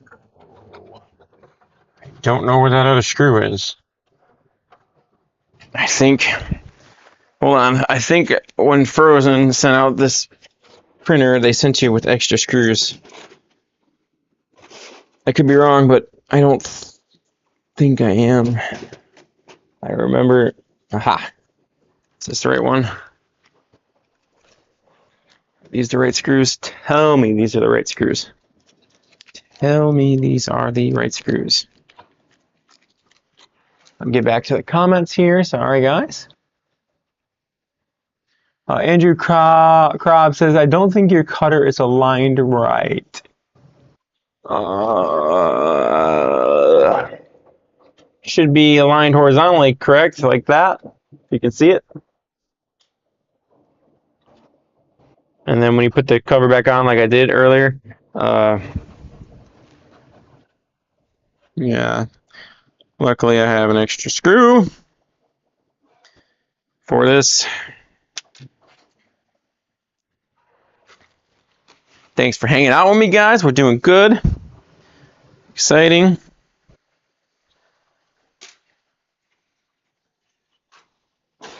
Learning how to work on this printer as we're trying to, yeah, so they do, yeah, they give you one extra screw. One extra hot end screw. Let's hope I don't lose this one too. So it's in with the bag of filament, PLA Tough, that test filament that you get. Oops, that's not it. Your extra nozzles in there too. Hi Dante, hey, you gotta get down, buddy. Come on. Dad's working on a printer, buddy. Sorry. Okay, I got my extra screw. Hopefully I don't lose it again.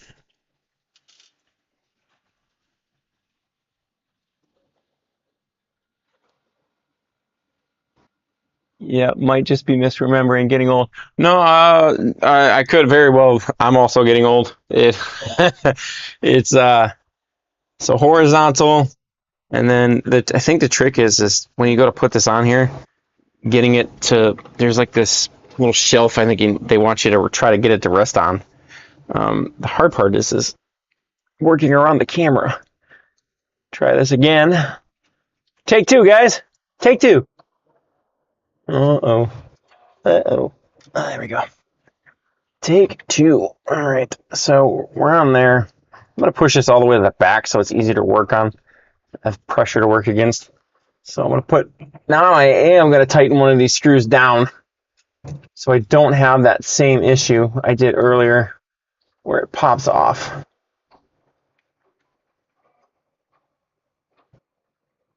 All right, so we got that on there. Sorry if I'm in the way of the camera, guys. It's a little tight to work in here. Can't imagine if this printer was smaller. That one requires that special screw. Where did that bracket go? Uh-oh. Uh-oh. So the screw that I lost was the one that had the little L shape on it.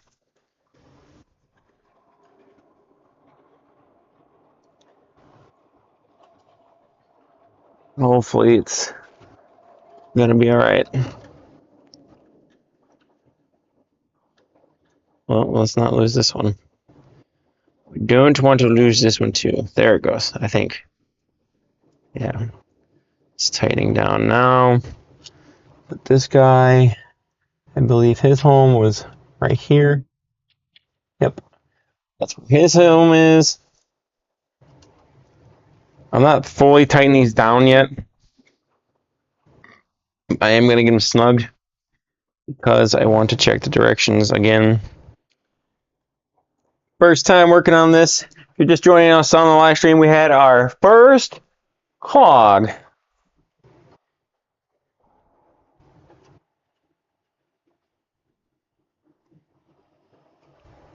This one doesn't want to tighten. There it goes. All right, so we got those going in there pretty well. Kind of do like I do with putting a tire on. I'm going to alternate which ones I tighten.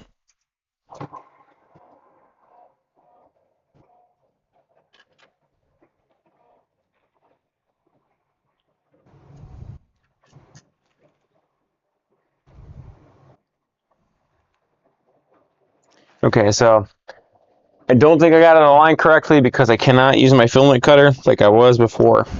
So we're going to loosen these. See if we can't get that to do its thing. But imagine when you put this thing back on here, you got to be able to push this down all the way.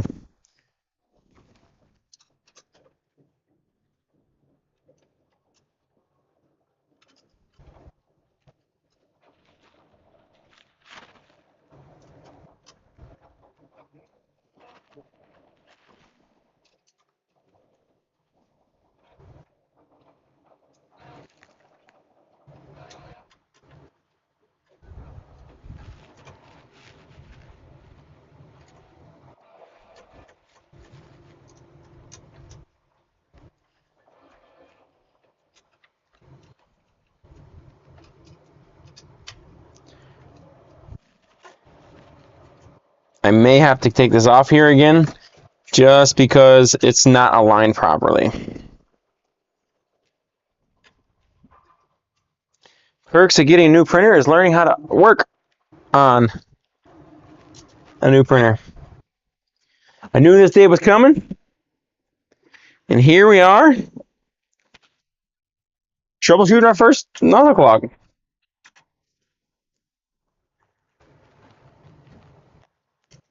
All right, let's see what we're doing wrong here. So this is supposed to go and cut across. I'm guessing what I'm not doing properly here is it's not getting aligned into that slot right here.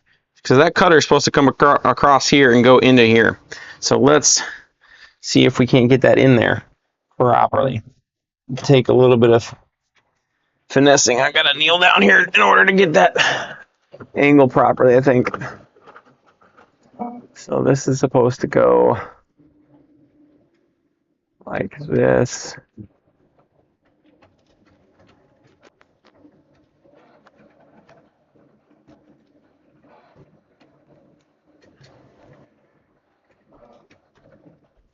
Andrew, I will say, you're right.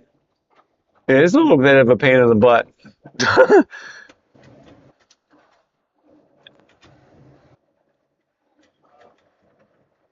I'll take a look at the comments here in just a second, guys.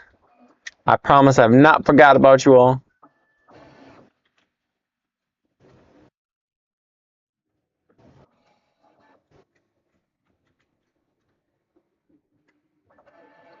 So, if I remember the instructions correctly, it said position in the horizontal. And I'm doing this one-handed because of the camera. So, that's making that a little bit more of a added perk. So this is supposed to go across, and it's not. So let me get this, good look at this here.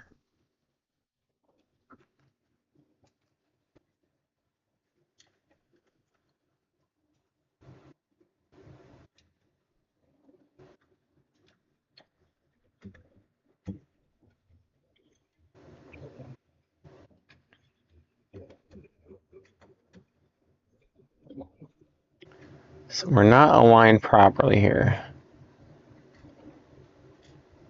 I almost want to say it would be better if I had it pushed down all the way before I put it in there. Hey! Oh, wait. No. Still not going in the right way. So let's try this. I'm going to push it all the way down. Get it to align-ish.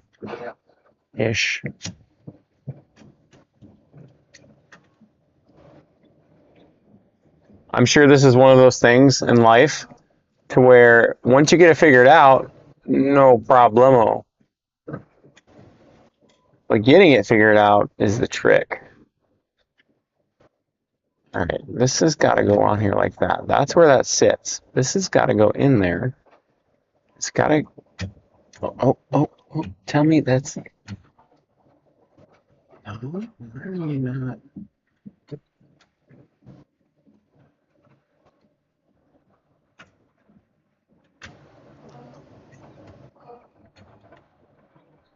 That filler cutter is supposed to come across there. It's not. Let me go back to the directions here real quick and make sure I'm not missing anything, or maybe it's in the comments. I don't see any comments yet. Gently push the cutter rod to confirm that it moves smoothly without resistance. Okay. I'm gonna have to get in here with the camera for just a second, guys. I apologize, because I think having that second hand is going to be super helpful.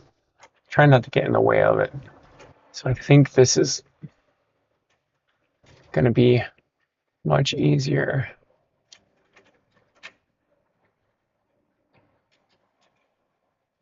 If I do it this way.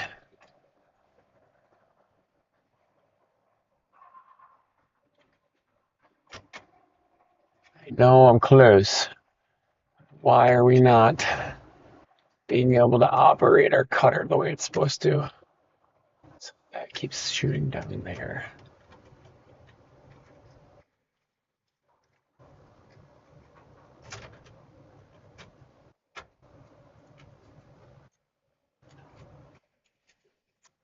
Well, Frozen, I will definitely say that if you could design this on your next machine to be much simpler than this, I would appreciate it. I don't know about anybody else out there, but I definitely would.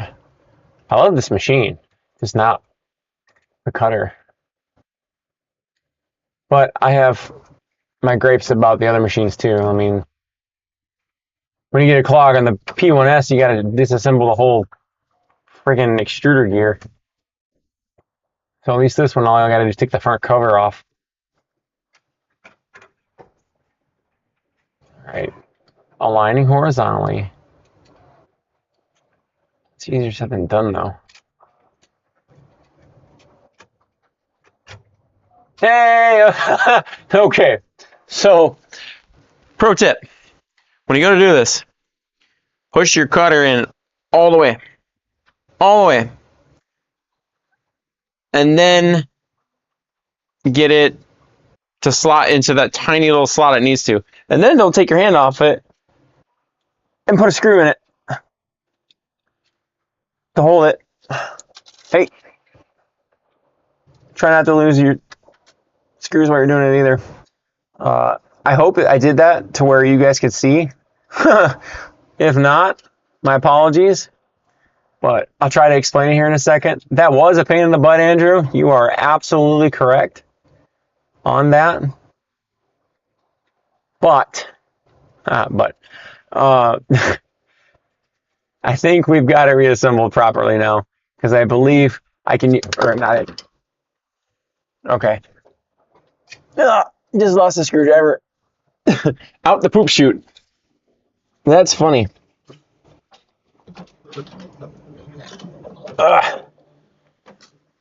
Okay, well, one printer's poop is another man's screwdriver. All right, come on. You're in the hole. Now, okay, well, we'll start with the other one then. You go there. I don't want this to move without having the bolts at least semi-tight. Okay, that one's going in properly. Oh, see, that's why I didn't want it to move. Now I can't. Oh, now I can't operate my cutter. I had it. Oh boy. Oh boy.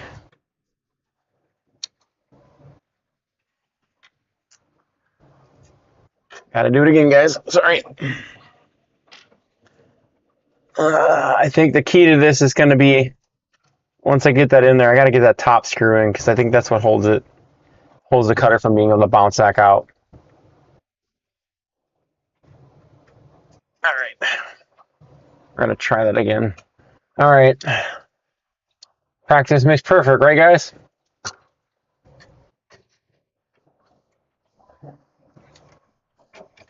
Oh, yeah. All right. Got it.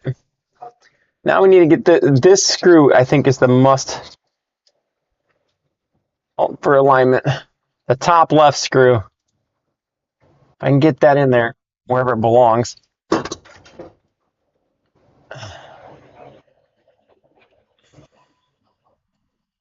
Okay. No. No. Why are you not cutting? Why?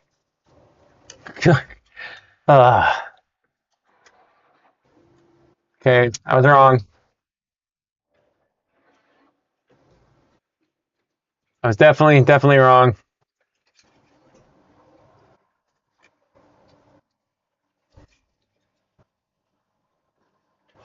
Okay. Why does this?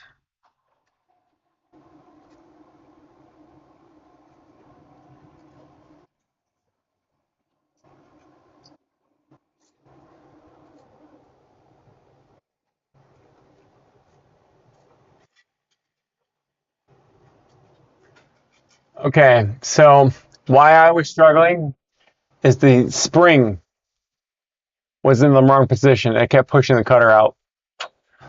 Note to self, spring alignment matters.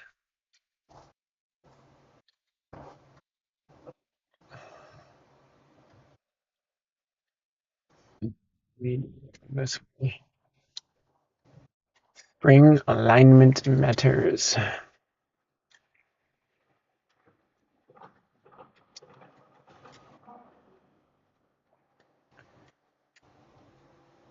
Now it doesn't want to go in. Why?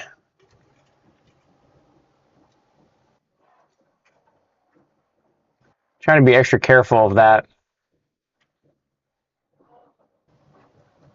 gold ribbon. Even with as much of my patience being tried as it is, I know it matters. I don't want to mess it up. That the spring has been fixed.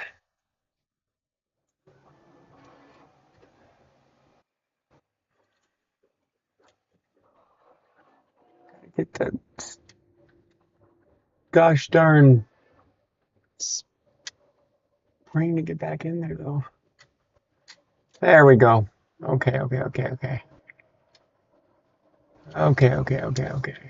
Why is it?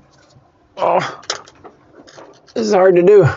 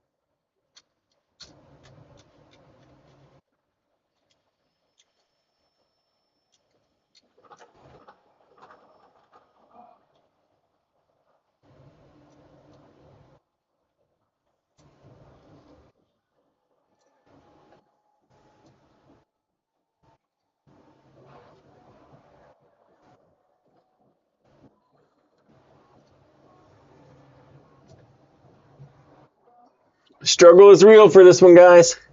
The struggle is real.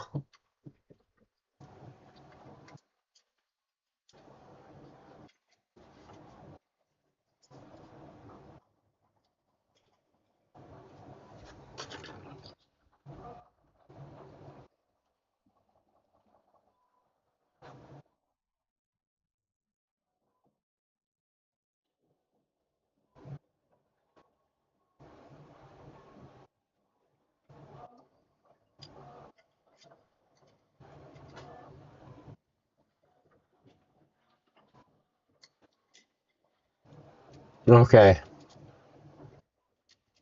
Oh, I think I got it. I think. I said that a couple times already, haven't I, guys? Let's take a break and get something to drink. Let's check this live stream. Yeah. I see we missed some comments.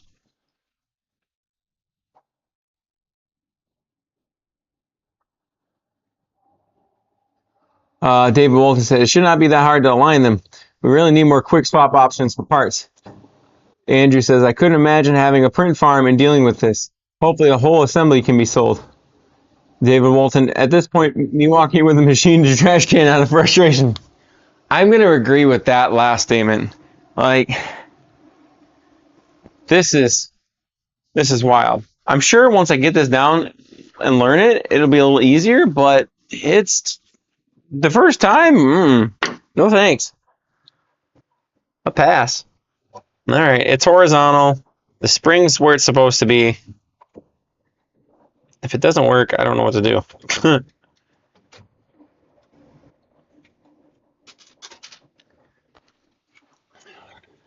I think this is one of my most frustrating points is when you drop something, it goes out the poop chute.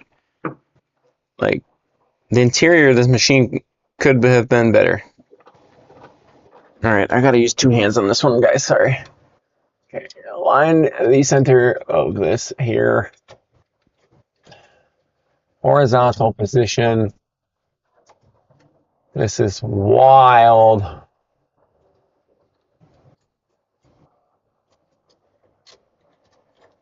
I would also say that it's probably a lot easier if I didn't have. Okay. Oh God, it's in the right spot. Put a screw in it. Hurry. The cutter's working. Wild. I need to go back and watch this video and see what what the timestamp was when I started working on this versus when I'm done.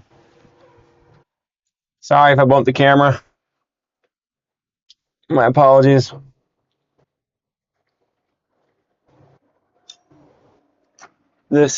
I think we got it this time though. I've said that, what is this, the 15th time? But the cutter's still working, or still functioning. So that's a good sign, according to the directions. Definitely going to do calibration after this, because we have moved parts and alignments and... Oh, you did not? Oh, okay. I thought the cutter popped out again.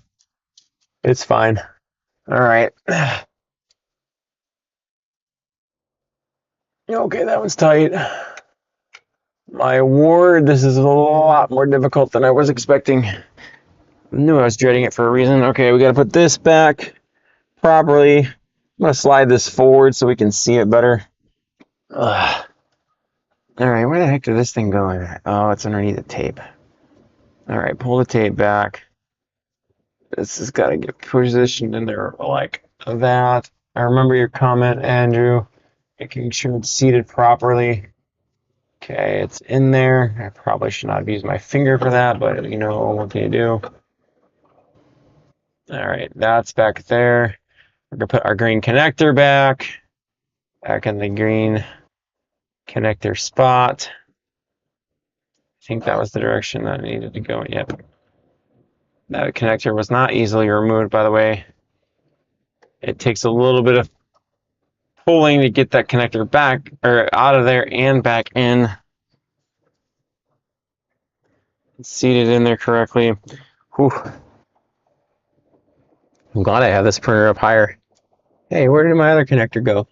I know I had it. Oh, it's the fan.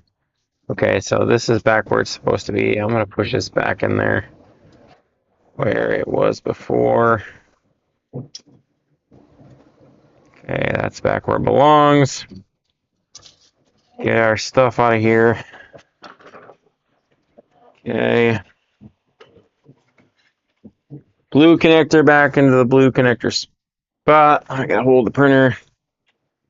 Holy crap. Now watch this thing not work after after doing all that.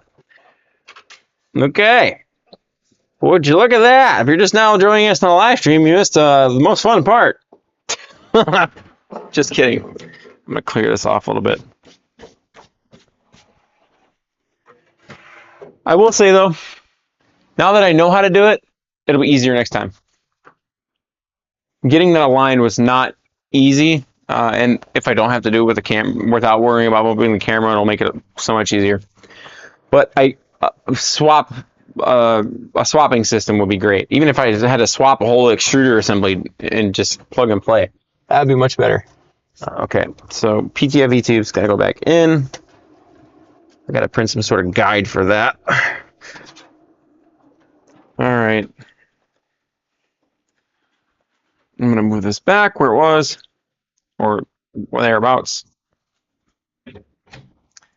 All right. I just made a reference video for the rest of us. Yes, I certainly did. I'm gonna put it in a poll. Oh, I gotta close out the other poll first.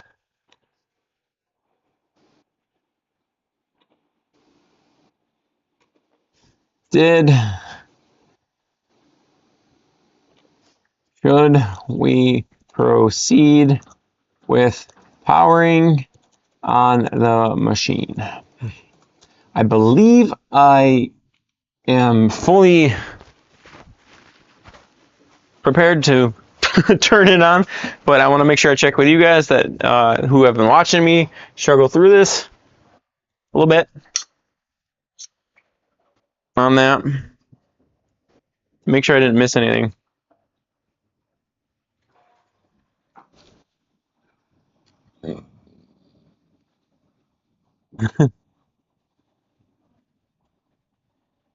Andrew Crab, did you get your Pentashield fan plugged in? Thank you, Andrew, on that. Yes, I did. I did that when I was fishing my screwdriver out of the hoop chute. But I did get that plugged in. I thought I plugged it in before. I'm wondering if when the belt or that cable assembly in the back moves, if it gets unplugged. If that is the case, then I'm going to have to go in there and check that out. All right. Yes, we're going to go. And away we go. All right, we're going to end that poll, and then we're going to turn on our machine. Power on. While we're doing that, I'm going to go grab a mini fridge over here and grab another ice water, because that was that was some work. But it was worth it, I think, right? As long as it puts out filament. Oh, that reminds me. I need to put my filament back up on the machine. That's over here.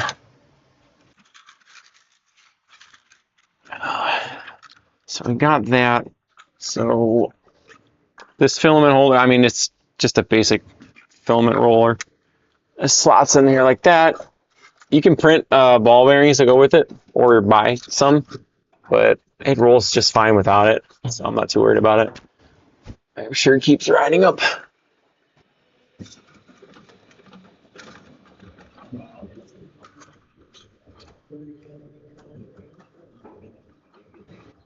I will say I love this machine. It's a great machine. I just did not expect a learning curve like that for that alignment. But now that I've done it, I'll be able to do it pretty quickly. I just wish it was easier. Okay. Light on. See if you guys can see inside of there a little bit better. Looks like it's still a little blurry or glary. There we go. Get that readjusted for you guys so you can see it better. Take care of that glare that's coming off of that camera. There we go, that's better. Still not quite even. Oh, whatever. Need to put like tape marks on the floor where the camera's supposed to be. There we go. Now we come back this way a little bit, and you guys get the perks of behind the scenes of how the camera's been set up. All right, that should be pretty good to see. Now I am going to try a bed leveling just because I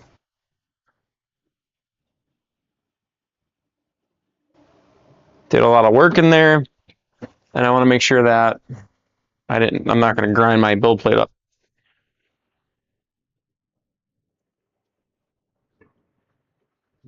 All for engagement in the almighty YouTube algorithm. You are right, Andrew. We are making some content today. I'll be able to make a short out of this and get some more friends here on the YouTube channel. Let's get this. Truly enjoy doing this, especially as I upgrade the environment and make things more accessible for you guys to see. I'm hoping every week we improve the audio. I still got a little bit of work to do with our pre-recorded videos when it comes to audio. I'm learning some stuff on that. But as this goes, I mean, let's see. What are we at? We're at the 2-hour mark. So we'll probably do about a half hour more. And then we're going to cash it out for that. I want to see if this auto leveling does. And I'm not going to clean the build plate. I'm just going to because I wouldn't be able to scrape that PETG off of there. It's so close to the build plate.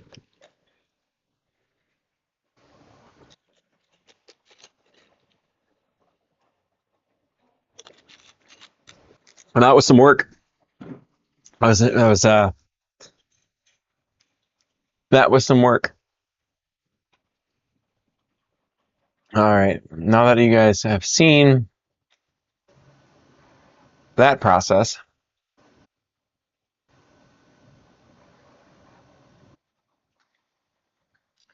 Andrew Krabs says, I'm not sure what kind of camera you are using, but if you want to get rid of those reflections, try a circular polarizer filter.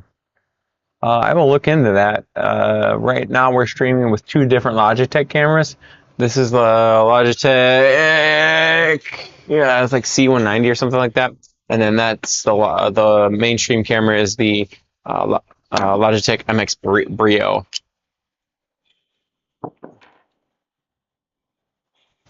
I'll have to see if I can't work those filters into the overlays. David Walton, have you figured out how to share your screen yet? I am looking and learning into that. I believe it's an overlay that I have to do for the live streams here in Streamlabs. So that is what I am working on. I definitely want to be able to do that so that when I go to in the Orca Slicer that I can show you guys. I think it's what they call an environment that I got to put in there. YouTube is my friend when it comes to stuff like that. I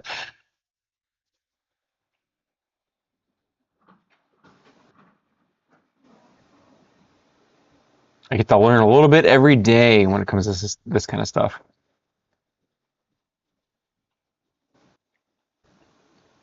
Last week I learned that when there's an update for Streamlabs, sometimes your mic gets muted in the system and you have to go in there and unmute it.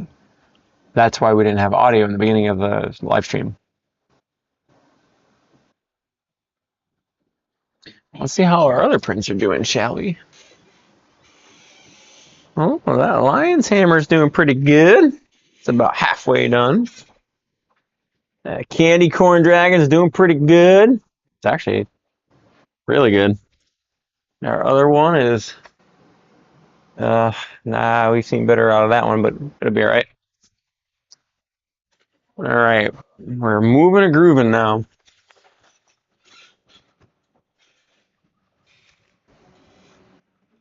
Yeah, in order to do the screen share, I have to create that environment offline in Streamlabs. I don't think you can do it while you're streaming.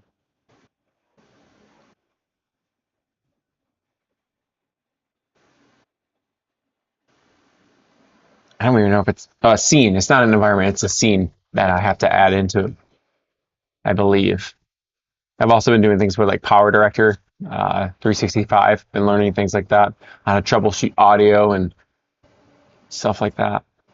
It's really fun to do. If you guys ever have a free moment, you should check that stuff out.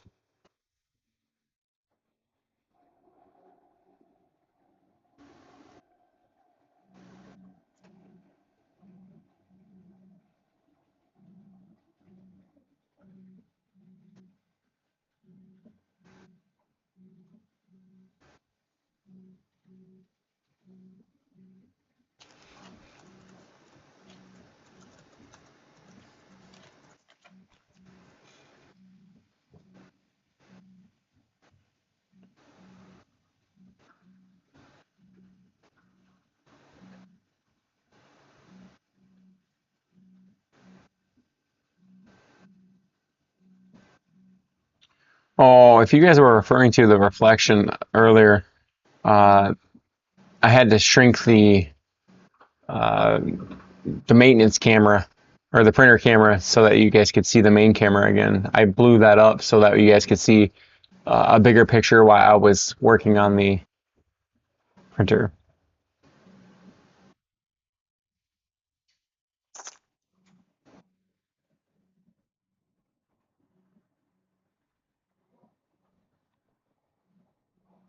Let's see if I can adjust this one.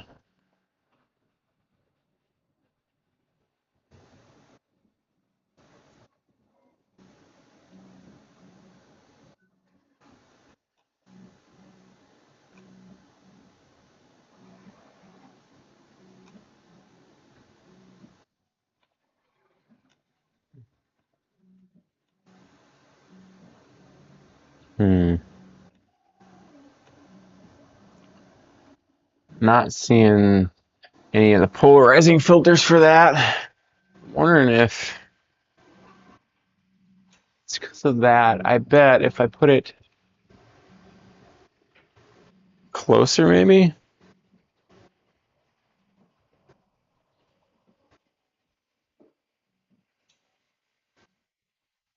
Pretty sure it's about the angle of the light that is on there. What if I turn this light down a little bit? Oof.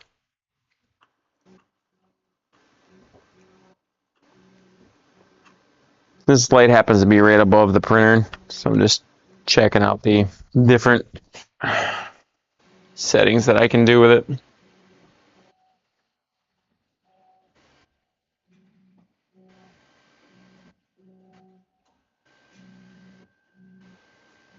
There you go, guys.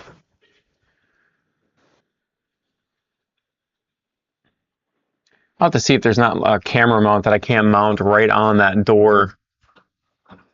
Some of the Wise cameras that you can mount them right on the door.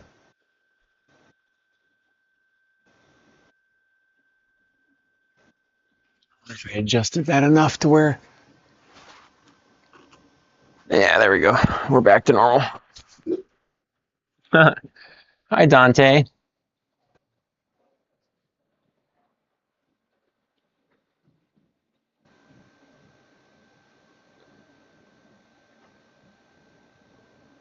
What are you doing, pal?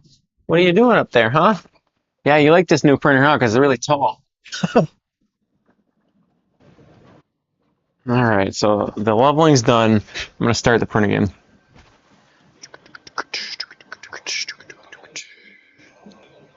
Local storage. Let this please print. Hey, buddy. Hi, buddy. Can you come down here? Can you come down here, bud? Yeah, there you go. Thanks. Thanks, buddy.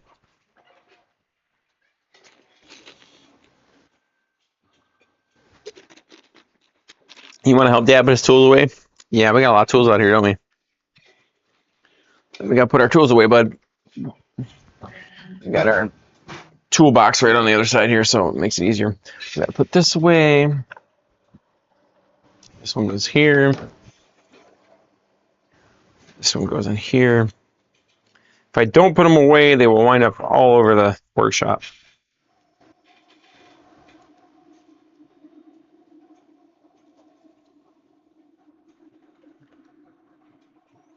Hi, buddy.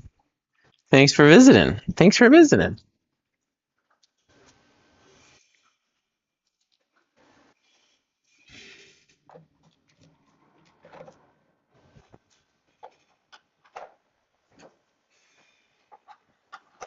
In case anybody's wondering, I am missing a screwdriver. It's out in the garage.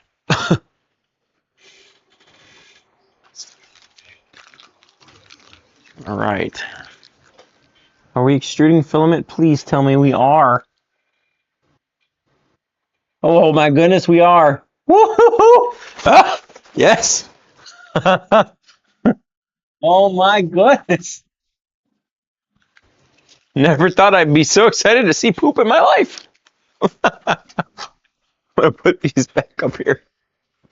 Oh God.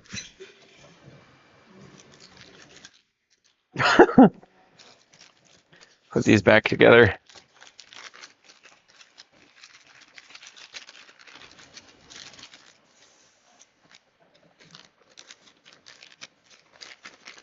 I will say though, that process will be easier. One, if you don't have a camera trying to record it at one time. Two, after you do it the first time, you realize exactly what that The documentation was super helpful. Thank you, Andrew, for that. But the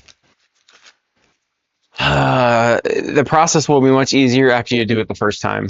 It's getting that filament cutter to align properly was the difficult part, but once you realize, okay, this is exactly how it's got to go.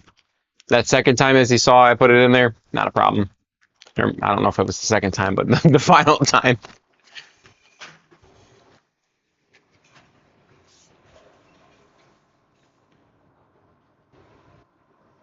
And I would imagine with as much glue I put on there, it should still have enough glue. Back to eating some pretzels. We're earning them tonight.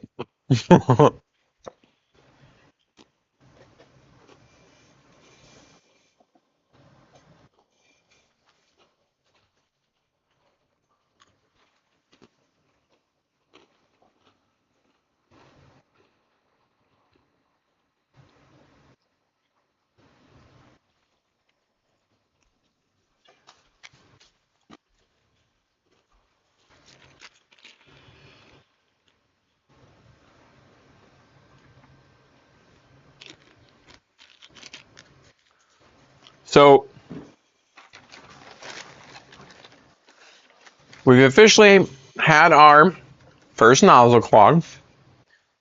Successfully troubleshot that. Well, I don't know if I should say that fully yet, but I did see filament come out, so that's a promising sign. And I'm seeing that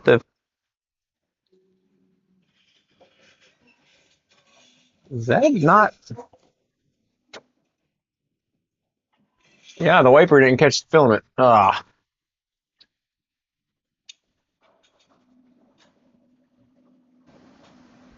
You guys see it in there? That piece of filament stuck on the back there?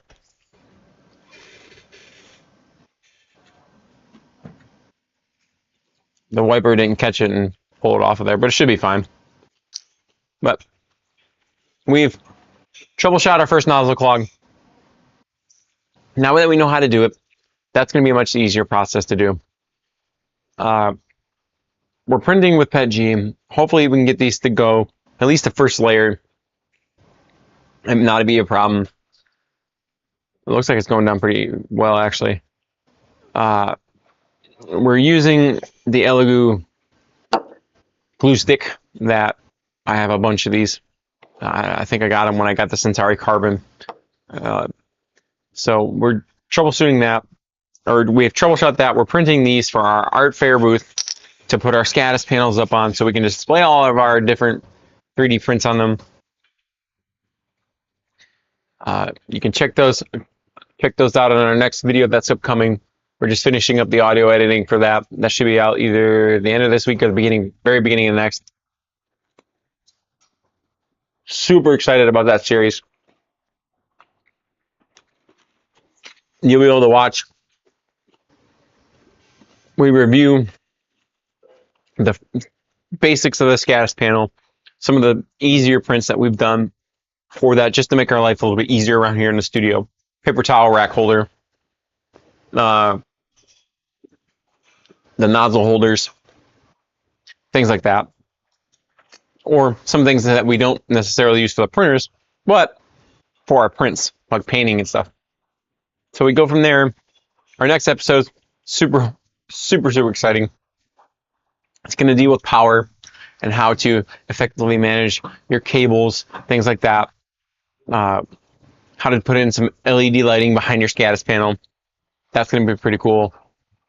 And then we'll do the third episode is going to be kind of fun prints that you can do for decoration that give it a little bit of theme and fun twist. So we got some great things going on. And the very end of that series, our goal is to have our command center, our mobile command center. It's my utility trailer. We're decking it out with the Scatus stuff and the B-roar system for these shelves. And I want to be able to print on the go. So anywhere I take that trailer, I want to be able to take a printer with me and print with it. We have Alfie, who is our A1 Mini, that we can take with us anywhere we go because he's on a cart. But I want to be able to take, let's say if I go, I don't know, a state away, and I'm there for a week, or doing some sort of show that they were out there with 3D printing worlds, or maybe some big art fair. I don't know. Just to have that as a possibility, it would be cool. I don't think I've ever seen anything done, something like that. Anyone do something like that. Andrew says, got your yoga, my yoga in. Yeah, yoga, Pilates, all that good stuff.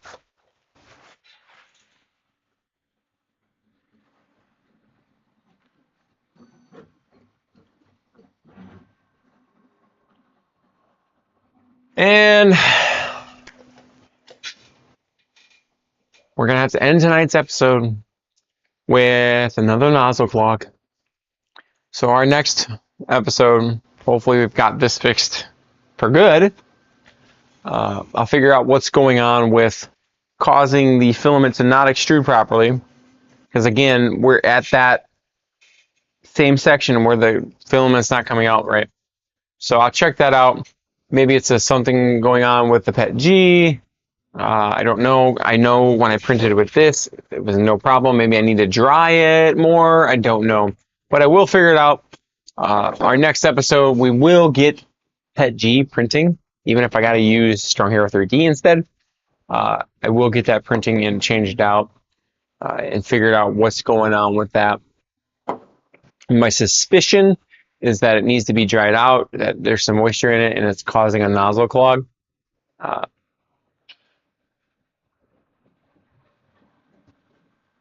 Yeah, I thought I heard it clunking, or not clunking, but grinding. But we'll get that figured out, and then our next episode we'll plan on printing something larger out of PETG, maybe just to maybe we'll print a brown pretzel on our next print for that out of PETG. But so stay tuned to the channel, guys. David Walden. On the positive side, if you need any reshoots for the disassemble video, you will now have them. You are not wrong.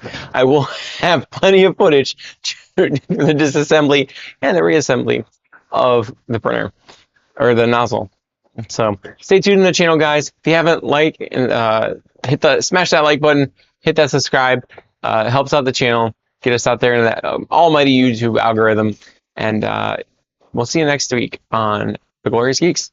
Be glorious.